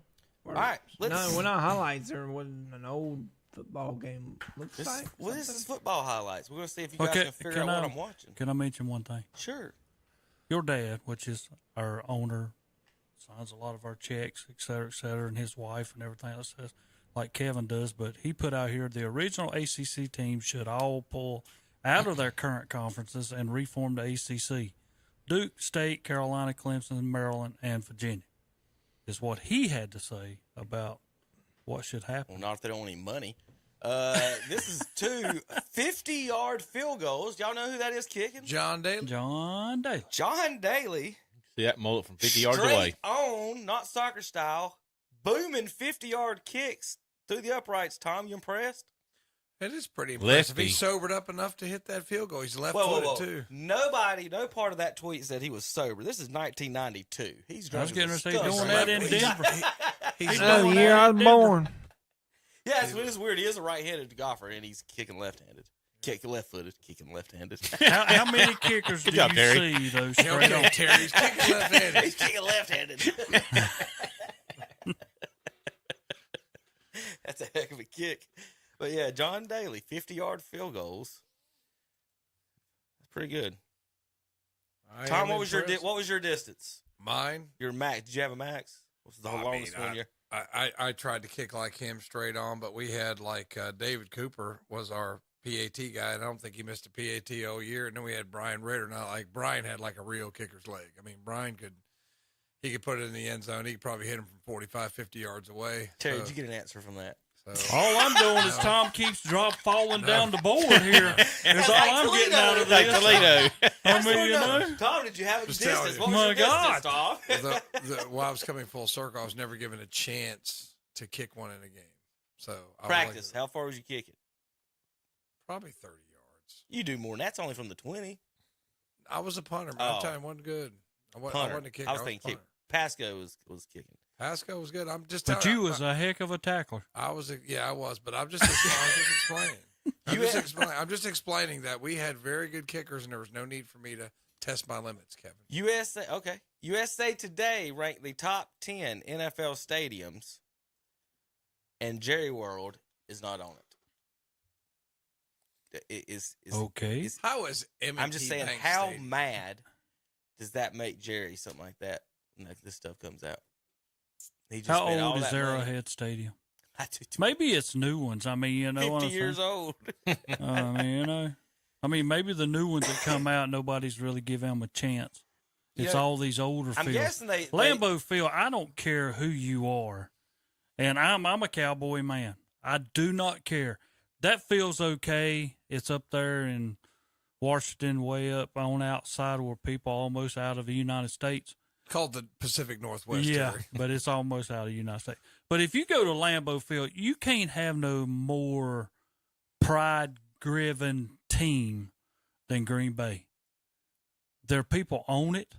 They buy tickets. I've got a guy that's working at West Lincoln right now, and he has bought lifetime tickets to get on the field, and he's moved up to like 70,000 or something. How far they are behind, and he's had this for 20 years of trying to move up to get where he can purchase because this is people dying. They just don't give up their tickets. When you buy a ticket at Lambeau Field, it stays with you forever. And he's moved up to like 70-some thousand. Terry, that warehouse right there is ranked above Cowboy Stadium. Yeah, and that was just purchased. What makes that better than? I mean, you can't say That's Jerry not World's better. not top 10. Oh, I know. That's what I'm Whatever saying. they're doing. Somebody made a list that wasn't a Cowboy fan. If I had to pick one, and I guess that, again, I would pick Lambeau Field just for the graphic of who owns it, what they do, and how long it's sold out, and you can't purchase a ticket there. So we're going to pick our NFL playoff teams here in just a few moments. I wanted to show you guys quick something to keep in mind, and we keep picking this NFC South. But the bracket's dropped, has it not now? Like it used to be, we used to have to pick 6, and now it's down. 7. No, it's less. No, I think it's less. Same. 7 teams out, 7 teams in. I think it fell. I think it fell less. 7 teams last year. It was the year before. I did the research there. I like to see that research. Here, God almighty. Because I think it's fell. It Here went is down. the Saints' schedule by starting quarterback, who they'll be playing. Keep this in mind when you pick the NFC South. Ryan Tannehill, Bryce Young, Jordan Love, Baker Mayfield, Mac Jones, C.J. Stroud, Trevor Lawrence, Anthony Richardson, Justin Fields, Kirk Cousins, Desmond Ridder, Jared Goff, Bryce Young, Daniel Jones, Matt Stafford if he's alive in Week 16, Baker Mayfield maybe in Week 17, and Desmond Ridder again in 18. And when you look at that, you think they're going to go 17-0? Yeah. Or 15-2 at the worst. The NFC, I was looking at these teams to pick, and I'm like, they got no quarterbacks. I mean, it's bad that there's the whole NFC side and the AFC is kind of pretty hard to pick. And I'm interested to see if the Baker's going to work out in Tampa Bay. He went off in the preseason. I know it's preseason, but I don't think he missed but one pass. All right, he went off in the preseason. Is not. I know. And he's facing against who? Trask. Come on. Joe Montana was. He has no backup to push him too much. Right. Joe Montana caught this week saying that Dan Marino is the greatest quarterback of all time. Said put Marino in today's game where he gets free release. And his receivers, holy cow, weren't very big.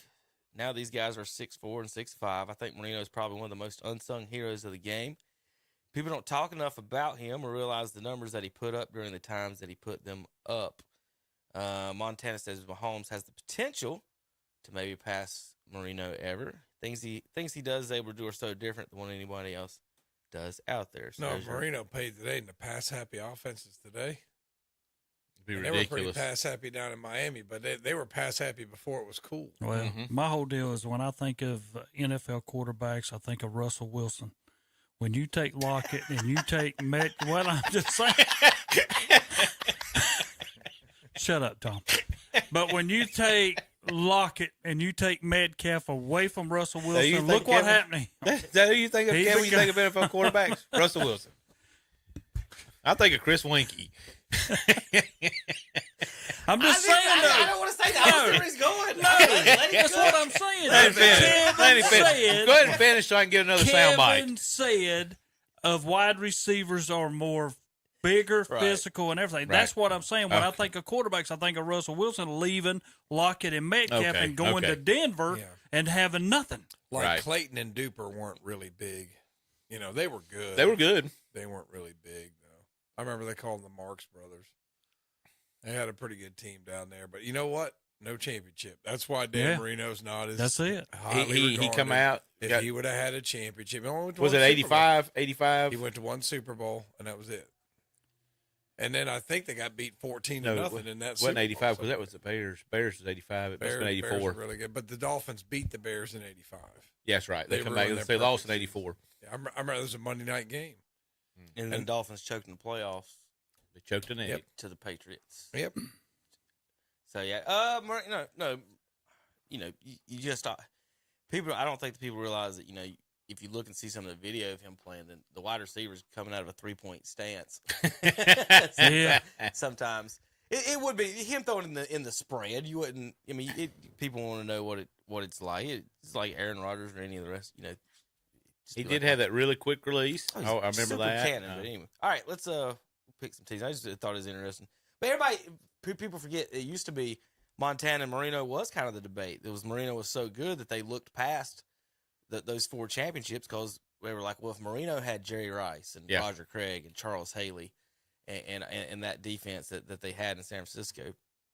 Real quick, nice little story here. Anthony Kendall was unranked as a high school recruit and received 0 Division I offers. Kendall decided to attend Baldwin Wallace University for 5 seasons. He didn't receive a combine invite, so attended 3 different pro days in 5 days. Scouts took notice of Kendall's athletic ability, but he ultimately ended up undrafted. Titans assigned him as an undrafted free agent, and he showed out at training camp and made the 53-man roster. So unranked high school recruit walks on everything he can, and he walks on to a Titans 53-man roster, D-League to the league. So congratulations there, Anthony Kendall, Tennessee Titans, for your Also, I heard story of the week. I don't know if they panned out. I think Chaz made a 53-man roster at the Jets. I think they come out and said that yesterday. Okay, I can pull that up. Here's a wild stat real quick before we pick our games too, finally. Whoop. I was going to just let y'all guess. But since I pulled it up, the Steelers have not had a top 5 draft pick since 1970. Wow. And it was Terry Bradshaw. When he had hair. Terry Bradshaw was the last pick the Steelers made in the amazing. top It is amazing. 5. It's not that they're all that good Just as well. well, They've it never even is. traded up. Yeah, but it still means they're that good. I know, but the Panthers this year picked 1. Not because they were that bad, it's because they traded up. At no point did they even trade up to 5 or 4 or 3 and say, I'm going to go get that guy. But they've been that good over those years that they haven't even They've only had, like 3 coaches? Yeah. Well, But think about it on the backside of it. No wonder. Look what conference they're in. There's nobody in it. Cleveland, never seen a Super Bowl, never touched one. Cincinnati, they just now got good. Let's see how we can And do Baltimore had 1 Super Bowl. We'll see how we can do in our guessing. They just now got good, and Baltimore's trash. I mean, you have to get up early to get this great analysis. The only team not in the 2020s is the New England Patriots. 1994. Who did they draft in the top 5 in 1994? Drew Bledsoe? Terry, you got a guess? 1994. Might have been too early for Bledsoe. Who did the Patriots draft? You might be right. You might be wrong. I want to see if. I don't know. I might have been too early for it. Tom, Terry, any guesses? I'm not going to take a guess. That's not 1994. my team. Drew Bledsoe was drafted in 1993, number 1 overall. This was the 4th pick in the draft. Went to Willie McGinnis. Yeah, I'd say it was a solid pick. Willie McGinnis was the last Patriots top 5 picks. They've never traded up into the top 5. You know how Belichick doesn't really trade up at all. But then you look back on that. Have they been good? Yes. Mm-hmm. You're correct there, Terry.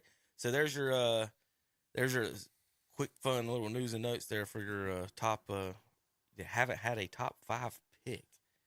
All right, let's pick some games. Let's see. Let's go over. We're all going to pick a couple. They're playing a couple that Thursday before. We got one Thursday game. We're picking the season. We're picking the season, Tom. Playoffs. Oh, God. Season. Playoffs? Playoffs? Put that up there, Kevin. There, picking the season. I'm getting there, Terry. That way Tom will be with us. Here we go. Here's our playoff teams from last year by rule, for the most part, NFL history. 7 teams. 50% of the teams that make the playoffs do not make it the following year.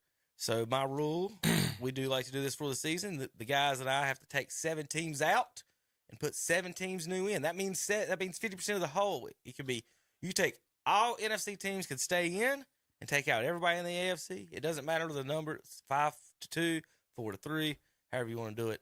But you got to take 7 out and 7 in. We're going to start with teams that stay in the playoffs, and we'll go from there, and we'll build up our playoff rosters here. All right, Terry. AFC teams that will stay in the playoffs. You have Kansas City, Buffalo, Cincinnati, Jacksonville, Chargers, Ravens, and Dolphins. Which one of those teams? You just name the names, and I'll drag them down into your... Kansas City for sure. Whoops, that's the wrong. I got to do it over here. Oh, yeah. How about this? Let's see. Trent Marty, are you here? Can you? Here we go. All right, Terry. All right, Buffalo. Buffalo.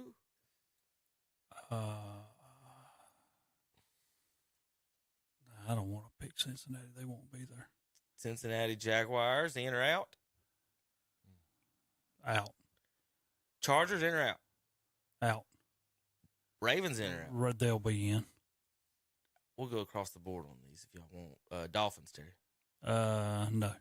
All right, Tom and Zach, Chiefs. Yes. Yeah. Oops, I'm going to have to double it. I'll just move this one up here for now. Bills. Yes. Tom says yes. Zach? Yes. Now, we can come back. We can come back to it if you want to skip somebody at some point. So you got Bills in right now, Zach? Yeah, I think they win the division. All right, Bengals, Tom? No. Zach? I'm going yes. Jaguars? I think they win the division. Tom? Yeah, I think so too. Chargers? No. Tommy? No. Ravens, Zach and Tom? No. No. Dolphins? No. I think the Dolphins are back in. All right. So AFC returners so far for Terry, he's got Kansas City, Buffalo, and the Ravens. Tom's got Kansas City, Buffalo, Jaguars, and Dolphins. Zach's got Kansas City, Buffalo, Bengals, and Jaguars. All right, we'll go NFC. We'll go all across the board. Tom, Terry, Zach. Eagles, give me yes or no. Yes. Yeah, I think so too. 49ers. Yes. No. Defense is too good. Vikings. No. No. No. Buccaneers. No. No. Cowboys. Yes. Tom. Yeah, they'll be there. That hurt, didn't it? Playing that weak division. That's why I picked. Yeah, weak division. That's about tough. Giants. No. No. No. Seahawks. No. I'm going to go back and put now that you've gone through it all, I'm going to put the 49ers in. All right. Did anybody say yes on the Seahawks? No. No yeses on the Seahawks. No. I'm going to make this a little bigger. I don't think he'll have a good year like he had last year. Geno Smith? Yeah. You never know. I mean, even though the San 49ers. But I look at you got to look at that defense on what we put in there. All right, so all three of y'all went the same in the NFC. You went Eagles, 49ers, Cowboys. All three of you had Kansas City and Buffalo as well. So you got 5, all exactly the same so far. So looking at the board, Terry, you've got 6 returning. Tom, you've got 7. Zach, you've got 7. So that means, Terry, you need one more returning team to the playoffs that you do not have up there. So up on the left side, so Cincinnati, Minnesota, Tampa, Giants, Chargers, Ravens, Dolphins, or Seattle. I need one of those teams for you to pick to put in the playoffs. So I got to go back to the ones that just made it. Yes. To pick another one. You need one more from last year. If I have to do that, then I am. Give me the Giants. Giants. So three teams from the NFC East from Terry's weak NFC East, according to Tom. All right, now we're going to go through and pick the new teams in the playoffs. So we're going to start with, we'll do Zach first. AFC. Okay, you've got Kansas City, Buffalo, Cincinnati, and Jacksonville. So that means you need 3 more AFC teams. Pittsburgh. Okay. I'm going. Pittsburgh, Tennessee. I'm going with Pittsburgh. Okay. Jets. Pittsburgh Jets. The Jets. And this is the tough one. I'm probably going to regret this. Give me Cleveland. Cleveland. It's got 3 from the AFC North. Do I? Yep. Pittsburgh. I can't do that, Kevin. Pull them out. Why can't you? Pull Cleveland out. Cleveland out? Out? Yeah, pull Cleveland. I can't do that. Oh, boy. To give me, I just don't think Denver's going to do it either. Texas. What'd you say, Tom? Give me. Do I have any AFC West? Give me Denver. Denver for Zach. That's probably going to be a regret, but all right, Tom, you need 3 AFC teams. Cleveland. Been doing a lot of work to their roster. They're going to be good. Jets. I think they're going to make it with Aaron Rodgers. And then you would have been mad. I almost picked an NFC team, and you would have lost your mind. Houston Texans.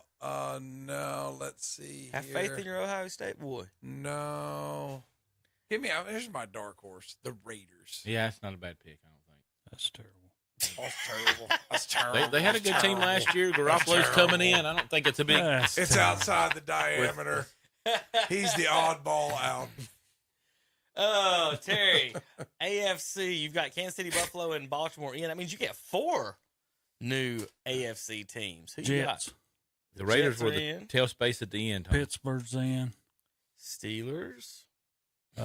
Indianapolis is in. Rookie Anthony Richardson leads them to a playoff. The new Cam. Exactly. And 13 of Denver.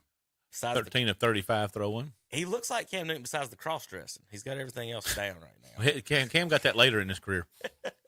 He's definitely got that down. I need to do something. Kevin hasn't done any AFC teams. Yeah, I gotta copy this later real quick.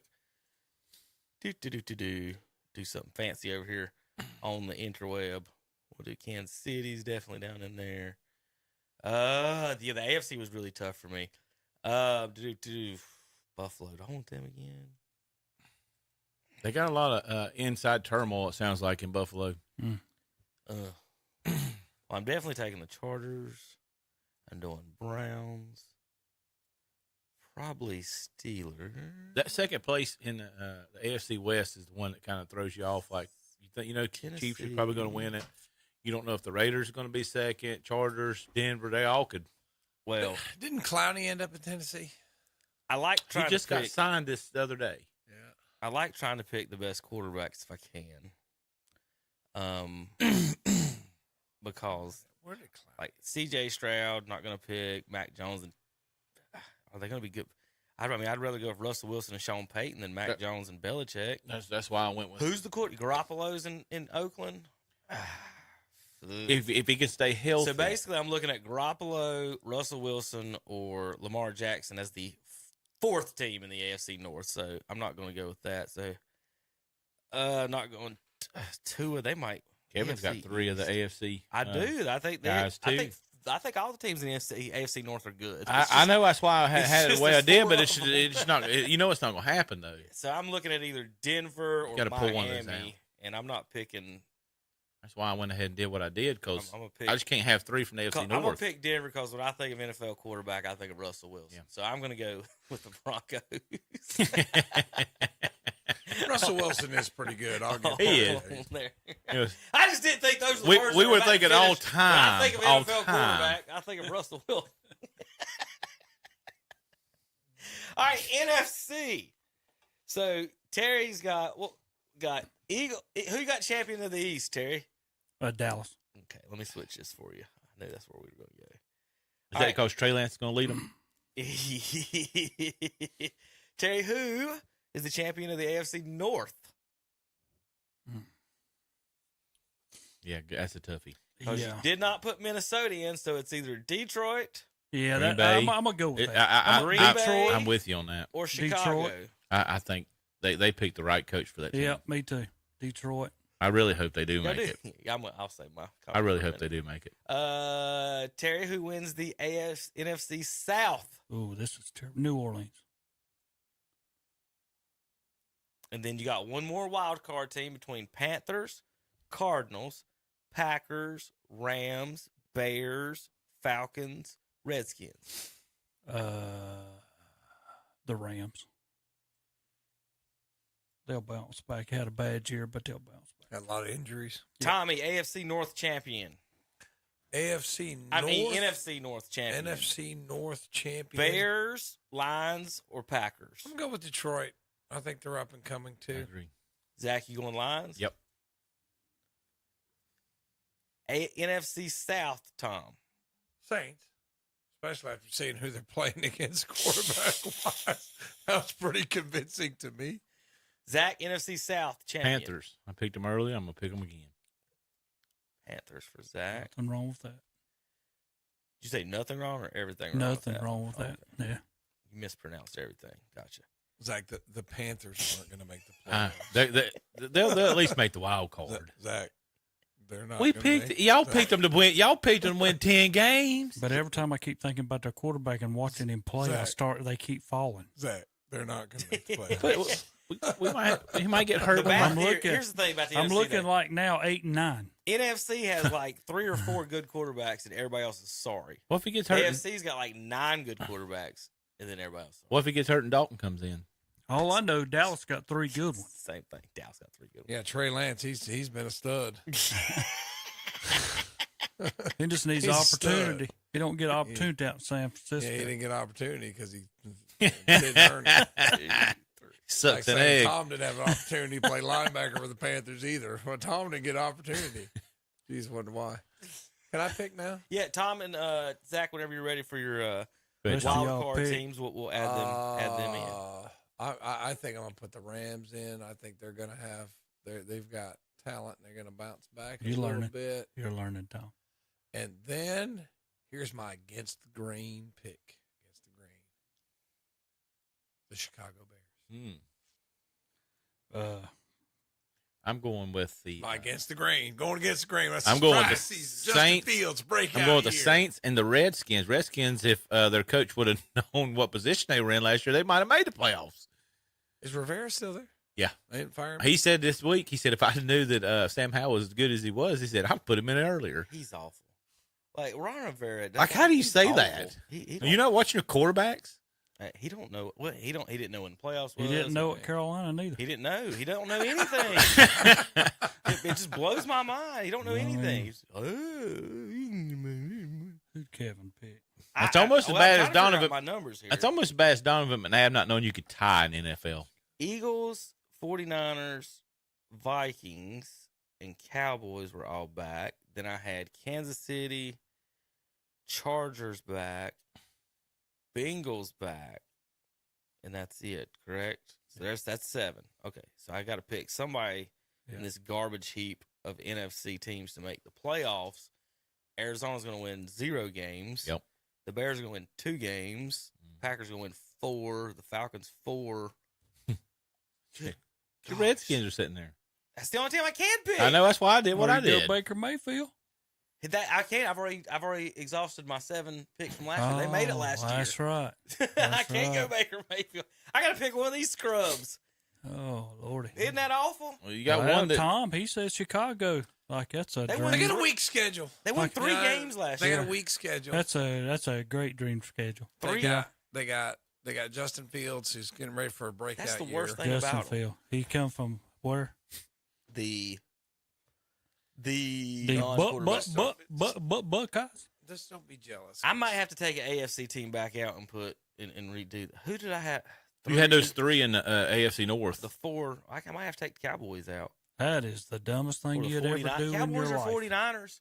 There's no way either one of them are coming out. Well, it makes me worry about the 49ers. What happens when Matt Purdy sprains his ankle in week 2? I don't care what they do. Their defense will keep them in every game. You got to have a quarterback. You got to have Sam this Darnold. Is not the 2000. Right, Sam Darnold. He does. This is not the 2000 Ravens. You've got to have a quarterback. So Sam Darnold was 3-0 at Carolina until.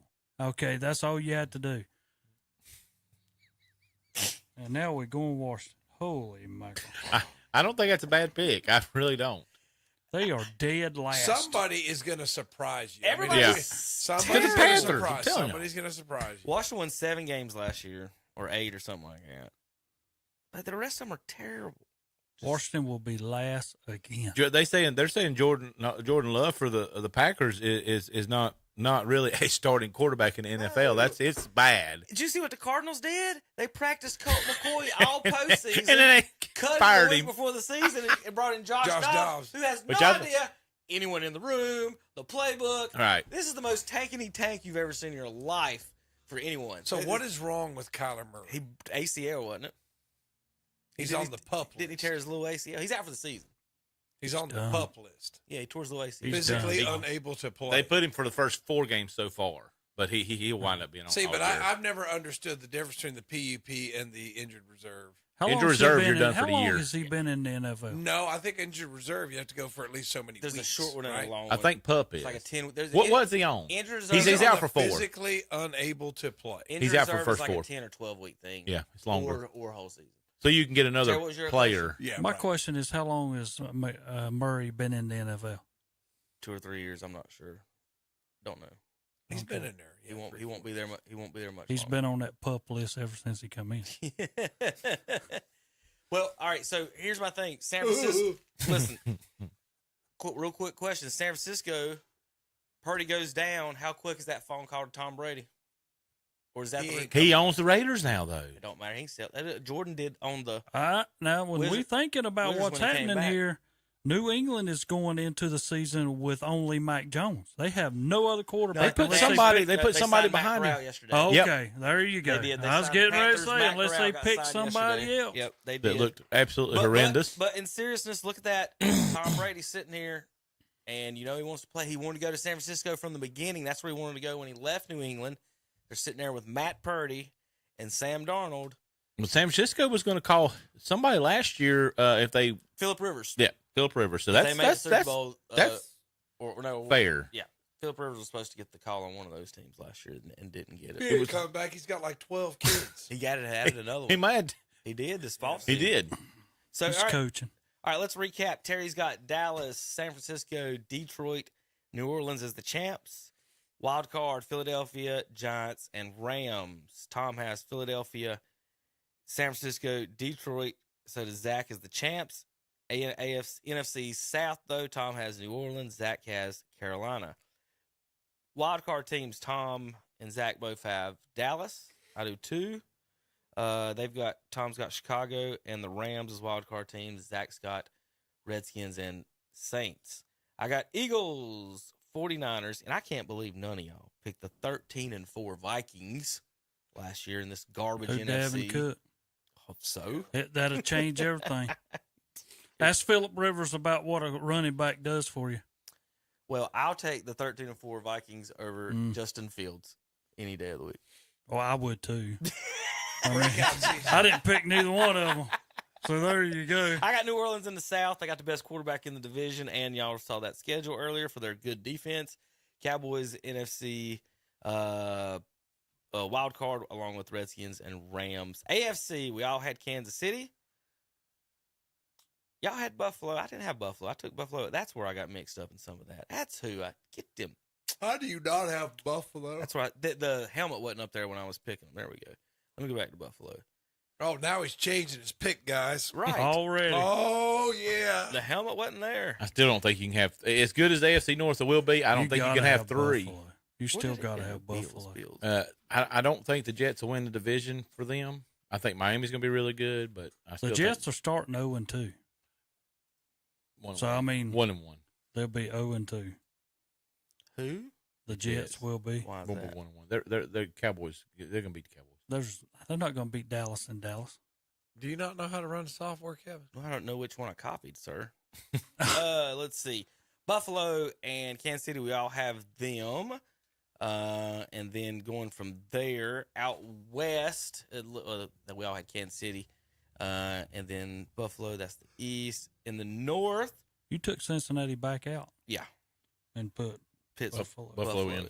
Okay. So I got Pittsburgh winning the north. Tom's got Cincinnati. Tom's got How do you Cleveland. have Pittsburgh winning the north? We all got a different team winning the north, actually. Well, I'm going to tell you, Riker, when you look at that, now look at it. 3 of the 4 did not pick Cincinnati to make it back. Mm-hmm. Joe Burrow's hurt. I know. And the Bengals. And he's going to end up getting hurt in the regular season. That'll be they're done. The line's not as good as it could be, you know? Yeah. You figure they would go out and spend some money on left tackle. I mean, I'm not sure. I got to look at it, see who they got, but it just seems like he takes a lot to hits. Oh, yeah. You know? So we got, again, let's see. I'm going to switch that up. Bill. Wasn't a non-contact injury in the preseason, though. No, he's just running. Up, he come up a little bit gimpy. So we all got Kansas City, we all got Buffalo, and we all have a different team in the AFC North, guys. How about that? It's hard to tell who's going to win that division. I mean, it just depends on who gets hurt. Can Deshaun Watson actually do it? I mean, you listen to the Cleveland people, and they're like, "Oh, he's ready to go. He's going to have Brady in it." But he ain't played real football. I mean, last year, at time, he didn't look real good, though, did he? No. I mean, I'll concede that he didn't look real good, and then everybody's on the DTR train, like, "Oh, we got this young guy. He can come in here and play." It's like, guys, he's playing in the 4th season and preseason. That don't mean he can do it against, the San Francisco 49ers. So yeah, ask Spurrier about all that. We'll see. The way I see the Browns, you got Nick Chubb and a good defense. You should be able to compete in every game. Just depends if your quarterback doesn't screw. They haven't improved defense. I got to see what the defense. I know they've made some upgrades. Let's see, because I'm not convinced until I see it. I'm the only person with the Titans in the playoffs. I've actually got them winning the division. Zach and Tom got Jacksonville and Terry. You only picked against Jacksonville because the quarterback's got long hair. That is your metric. The quarterback's got long hair, so I won't pick him. I mean, Tennessee's pretty good. Tannehill? They've got 3 quarterbacks, actually. Yeah. I mean, he's not bad, but, is it really? You're going to hedge your bet on him? I mean, he's not bad, but I don't Tannehill know. and Lawrence are the exact same player to me, except one's got long hair. I'm going to pick the one that's got the 900-pound running back with their team as well. When I see our picks, so again, I look at, we're picking the Jets because of Aaron Rodgers. There's a lot of hype. We're taking one guy saying he's going to change him, but their defense is good. Their defense is good, and they've got some good wide receivers too. And Don't now forget. Here we are taking Denver on account of a new coach. Like he changes everything. Which would be the difference maker. And I didn't. Again, I'm thinking about taking Denver out, putting the Jets back in because I didn't have that helmet up there. I didn't make an extra one. I'm starting thinking Aaron Rodgers has never missed the playoffs, has he, Terry? I don't think he has. Well, I know he was an average 10-win person at Green Bay. So either I'm taking Denver out and putting the Jets in. We change. I don't know if he can use the software. I can't. Is there instructions over there, Zach? Could you YouTube OBS? YouTube it for him? This isn't OBS. This is Photoshop. Photoshop. You got to combine the two. You got to run. I'm running like 5 programs at once here, Mister. I don't know. Oh, I can run 5 programs at once. I got to find the Jets. There we go. All right, let's copy that for me. Don't know which one. Copy 3. Let's guess it was this one. Nope, not that one. Copy that one. Nope, not that one. Copy this one. It was that one. All right. I think I'm good with this one. Can you print that? Yeah. Yeah, maybe. We all need a. Well, Tom, Maybe. last time I took out my phone doing that, somebody was like, "Look at this dummy, take a picture." Who said that to you? I mean, it was in here. All right, we come back. We've got NASCAR and baseball on KTCBroadcasting.com. Not one, not two, but 3 big truckloads of scratch and dented appliances have arrived at Hendrick Appliance and Mattress Center in Shelby. That's right, 3 big truckloads, and all come with a big 1-year manufacturer's warranty. Now it's the best time ever to buy. The warehouse is overstocked, and they've got to go. Get your new appliance today and save at Hendrick Appliance and Mattress Center, 1241 East Dixon Boulevard in Shelby. On the right going down, on the left coming up, and online at HendrickAppliance.com. Cold weather is on the way. Be ready with a stop in at Today's Pro in Shelby. From gas logs to fireplaces to inserts and more. With name brands like Menneson and Empire. A big inventory to choose from. And Today's Pro in Shelby does service calls too. Just call 704-600-8393. Again, 704-600-8393. For Today's Pro, 1325 East Dixon Boulevard in Shelby. Online at thetodayspro.com. For over 60 years, Boyd Tire and Appliance has been serving the Clover and surrounding area with the finest quality of home appliances, televisions, lawn equipment and parts, tires, and more. They feature in-house financing with 90 days same as cash, and they service what they sell. Drop by their showroom at 110 North Main Street in Clover, open 8 a.m. to 5:30 p.m. Monday through Friday, 8 a.m. to 1 p.m. on Saturday. Call 803-222-3231 for Boyd Tire and Appliance and Boyd Lawn and Garden. Online at BoydTireandAppliance.com. You'll find some great back-to-school vehicles at Cars, Trucks, and Credit in Lincoln. Come check out their big selection. And just arrived this week, a 2006 Acura TL at $17.99 down. Also a 2013 Hyundai Tucson at $14.99 down. And a 2005 Toyota Camry at $14.99 down. See the entire inventory online at ctcautosports.com and check out their page at whatsupshopper.com and lincolncounty.com. But best of all, drop by their lot at 604 Clark Drive in Lincoln. That's Cars, Trucks, and Credit in Lincoln. For the folks in Cherryville and Shelby, I'm sure you remember when the Western Steer was in your town, and we wish they were still here. But I've got good news. There's a Western Steer just a few minutes up the road in Newton. From Cherryville, hop on Highway 321 Business. And from Shelby, go Highway 18 to 10 to Newton. You get real comfort food, home-cooked style with down-home hospitality. Try their big unbeatable buffet or order from their menu.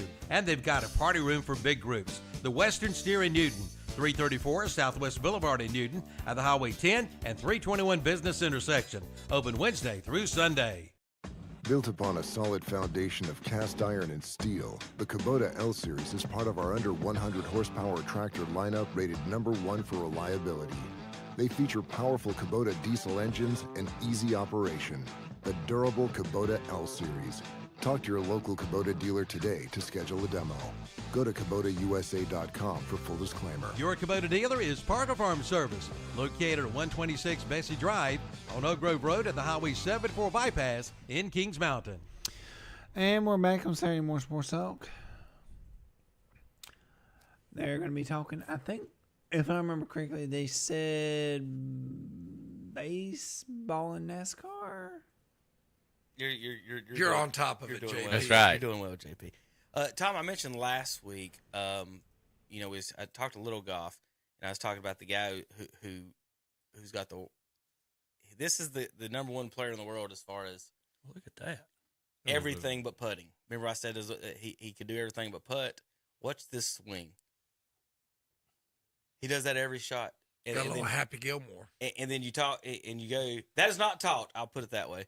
You talk to any golf coach, or you want to keep your feet still and all that other stuff, and he does nothing of the sort. And this guy right here is the most accurate golfer in golf history since Tiger Woods back in 2002.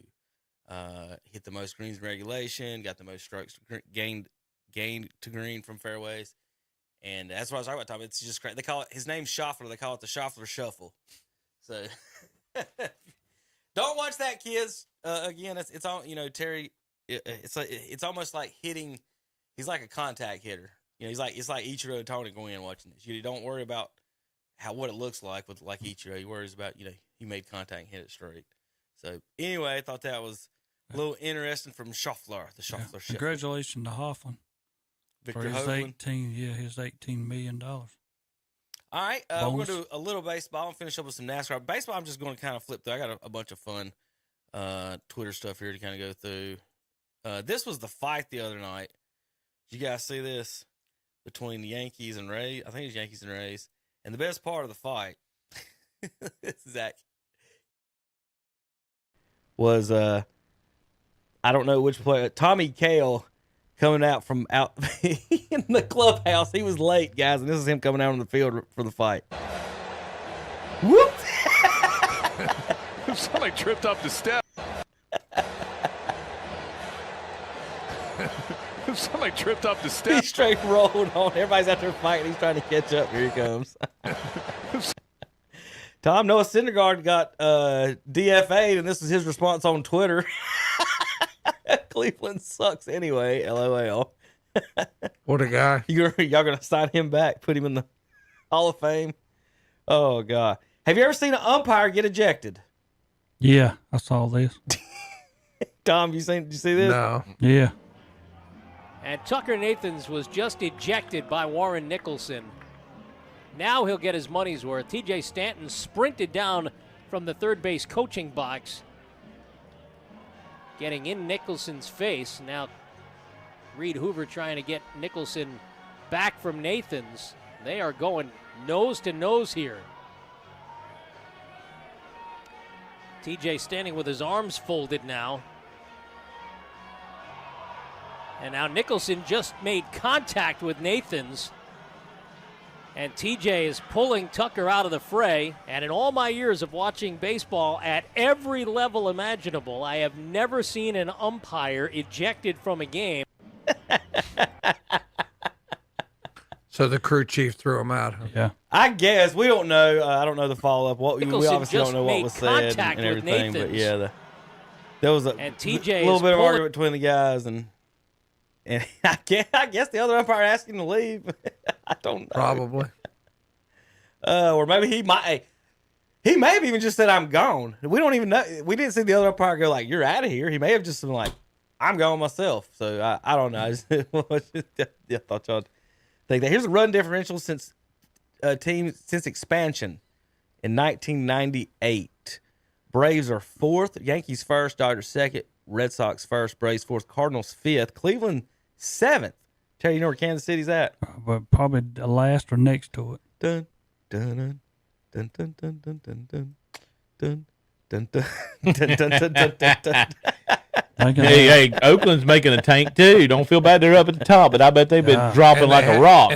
And they have a World Series title. Kansas City is minus 2,666 runs since over expansion. 400 and some behind the next team in front of them. Yeah. Between them and the Yankees, they're 5,000 different. Go back to the bottom.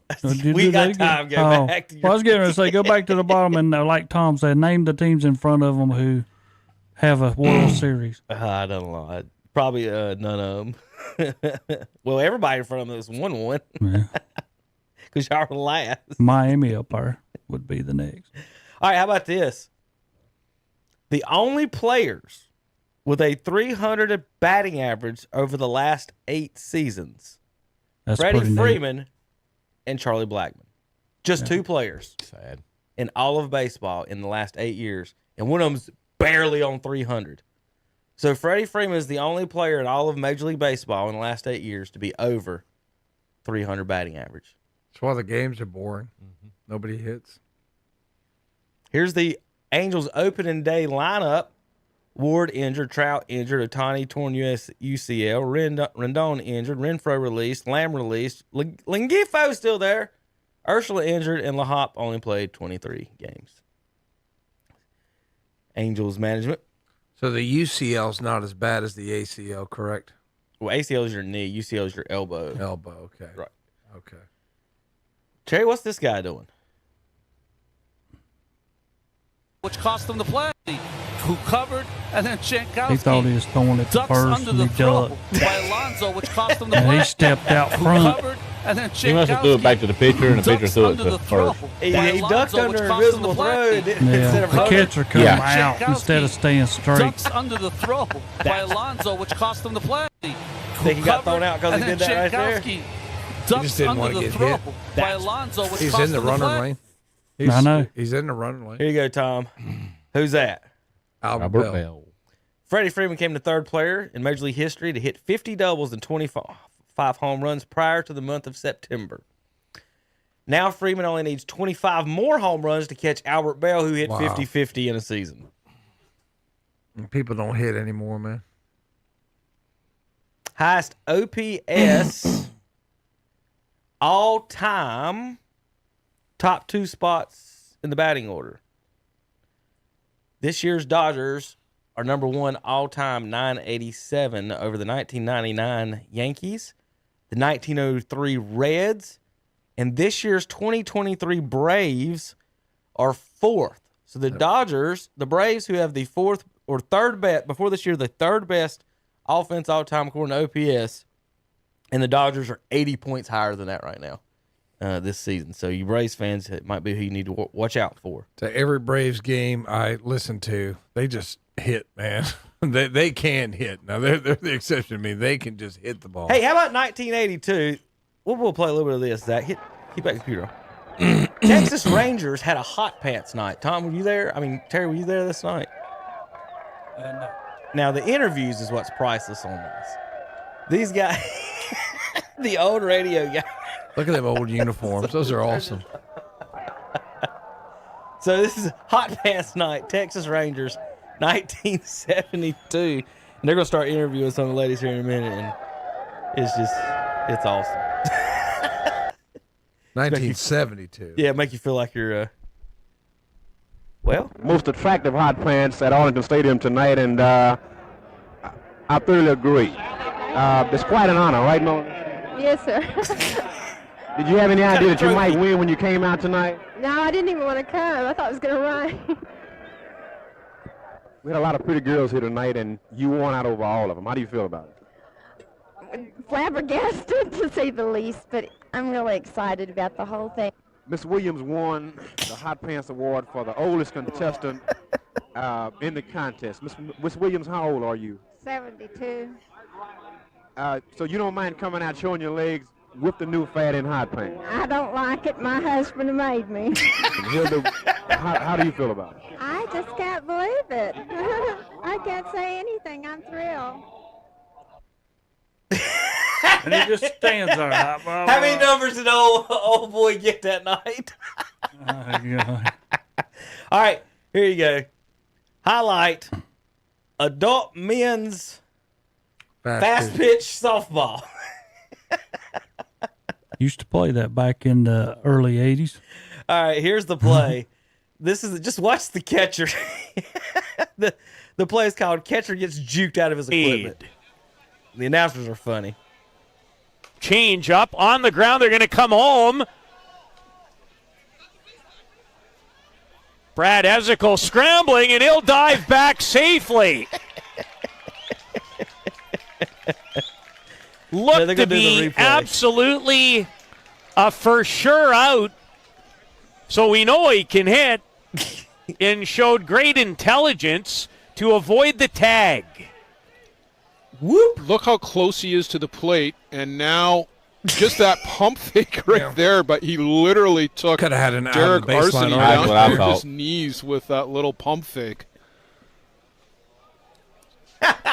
So Laskowski for a second. So the catcher just fell down. Look how close he is to the plate, and now just that pump fake right there, but he literally took Derek Arseny down. He's some dirt on that one. All right, there's our baseball news. All right, NASCAR, got to get over to that. Kyle Petty's Championship 4. He's got Martin Truex, Logano, Kyle Larson, and William Byron. Dale Jr. has got Truex, William Byron as well, but he's also got Hamlin and Blaney. Terry, none of them got Kyle Busch in the Final Four. Is he going to make it? Oh, yeah. Oh, Truex didn't even make the playoffs last year.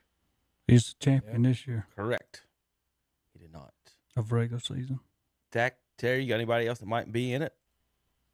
Oh, in the final? Yeah. Martin Truex will be there. And I would go with Joey Logano and Larson. That would be my 4. And Kyle? Yep. Okay. Just curious. Dale Jr. didn't have Kyle Busch on the thing. All right. 6 years ago today, 2017, in Darlington, the King gets black flagged. And he laughed the whole time. He's like, I'm not coming off this track. Turn on. It don't look like you really want. Richard Petty is one of the honorary pace car drivers. It don't look like you really want to go to the pit road. Richard, come on in on the back. Richard said, heck with it, he's going to race. Not going to go, Kevin. They're going to add a lap here. 43 don't want to leave the track. I don't blame him. I'd drive that thing around all day. He didn't pull off. Richard Petty has stayed out on the track again. That's awesome. They're 43 pulling them over. They're going to put him up on the board. They're black flagging him. Oh, you can't black flag the 43? That's funny. So Richard Petty got a chance to drive the pace car out at Darlington, and he just kept on going until they made him get off the track. And they started worrying really on the broadcast area they started talking about gas mileage. It is.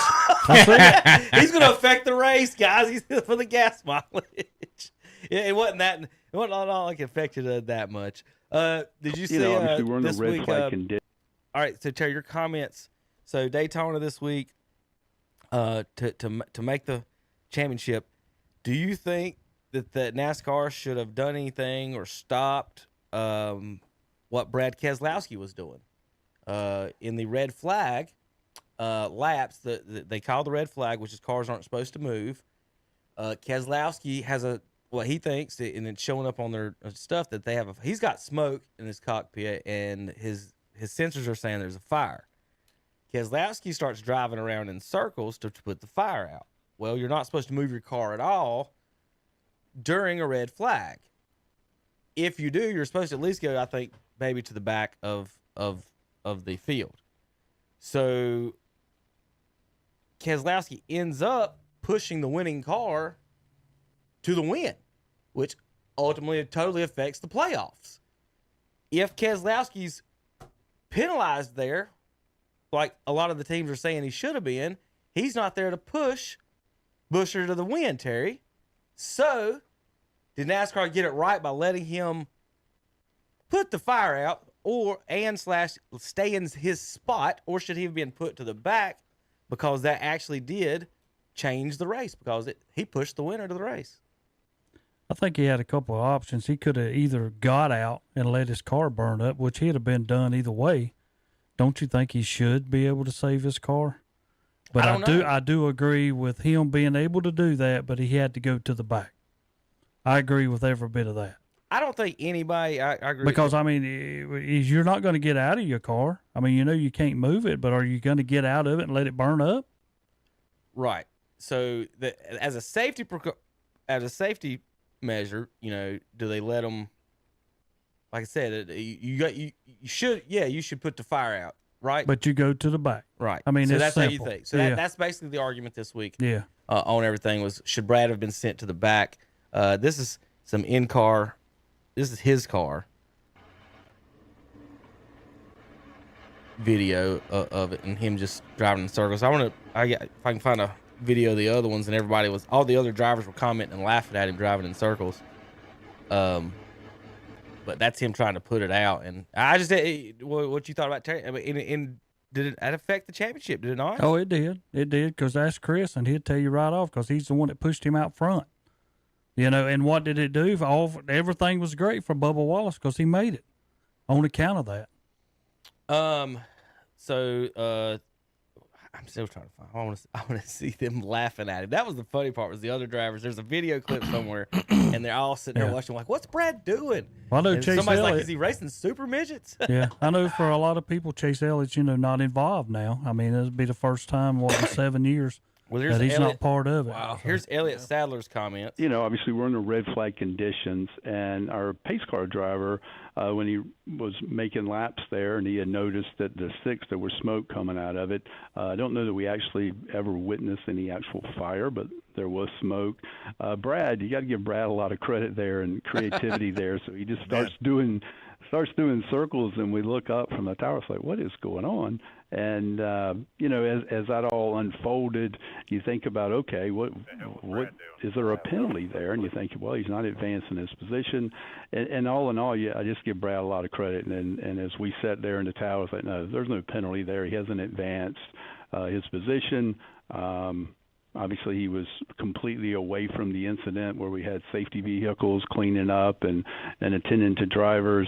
So, we looked at that as no harm, no foul, and actually commend Brad for being able to do that and think on his feet, if you will, to not make that situation any worse. What do you think, Terry?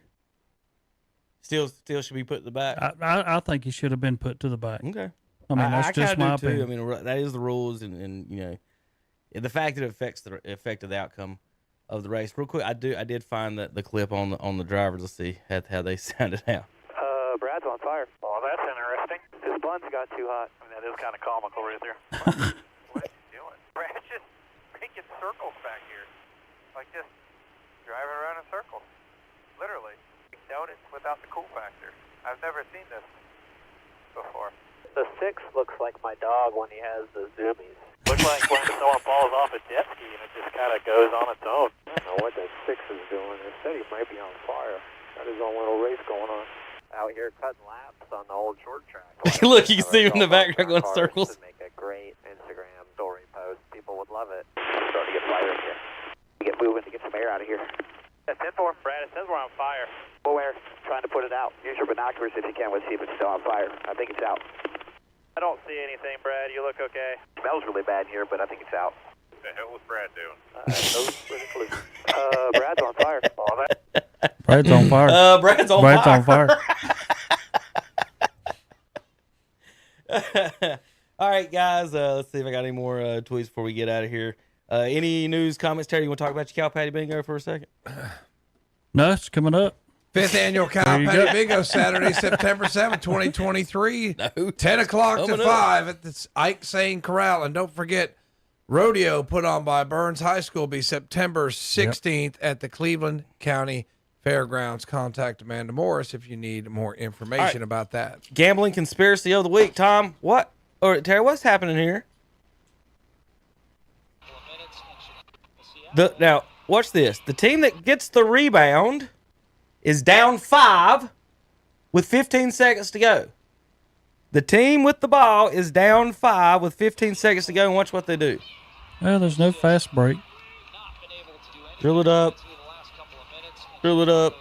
Into the corner. Take your shot. Hang around. And they run the clock out. What Holy Las Vegas has to do with this game, please tell me, where a team down 5 points with 15 seconds dribbles the clock out. Probably the Chicago team is the next team that's in front of them, and they don't want them to catch them, so they get number 1 pick. Now, here's what's funny. What is this logo? The layup. What is that logo? It's not a very flattering logo. What is that? Okay. All right. They just threw the game. We'll be back next week, KDC Broadcasting.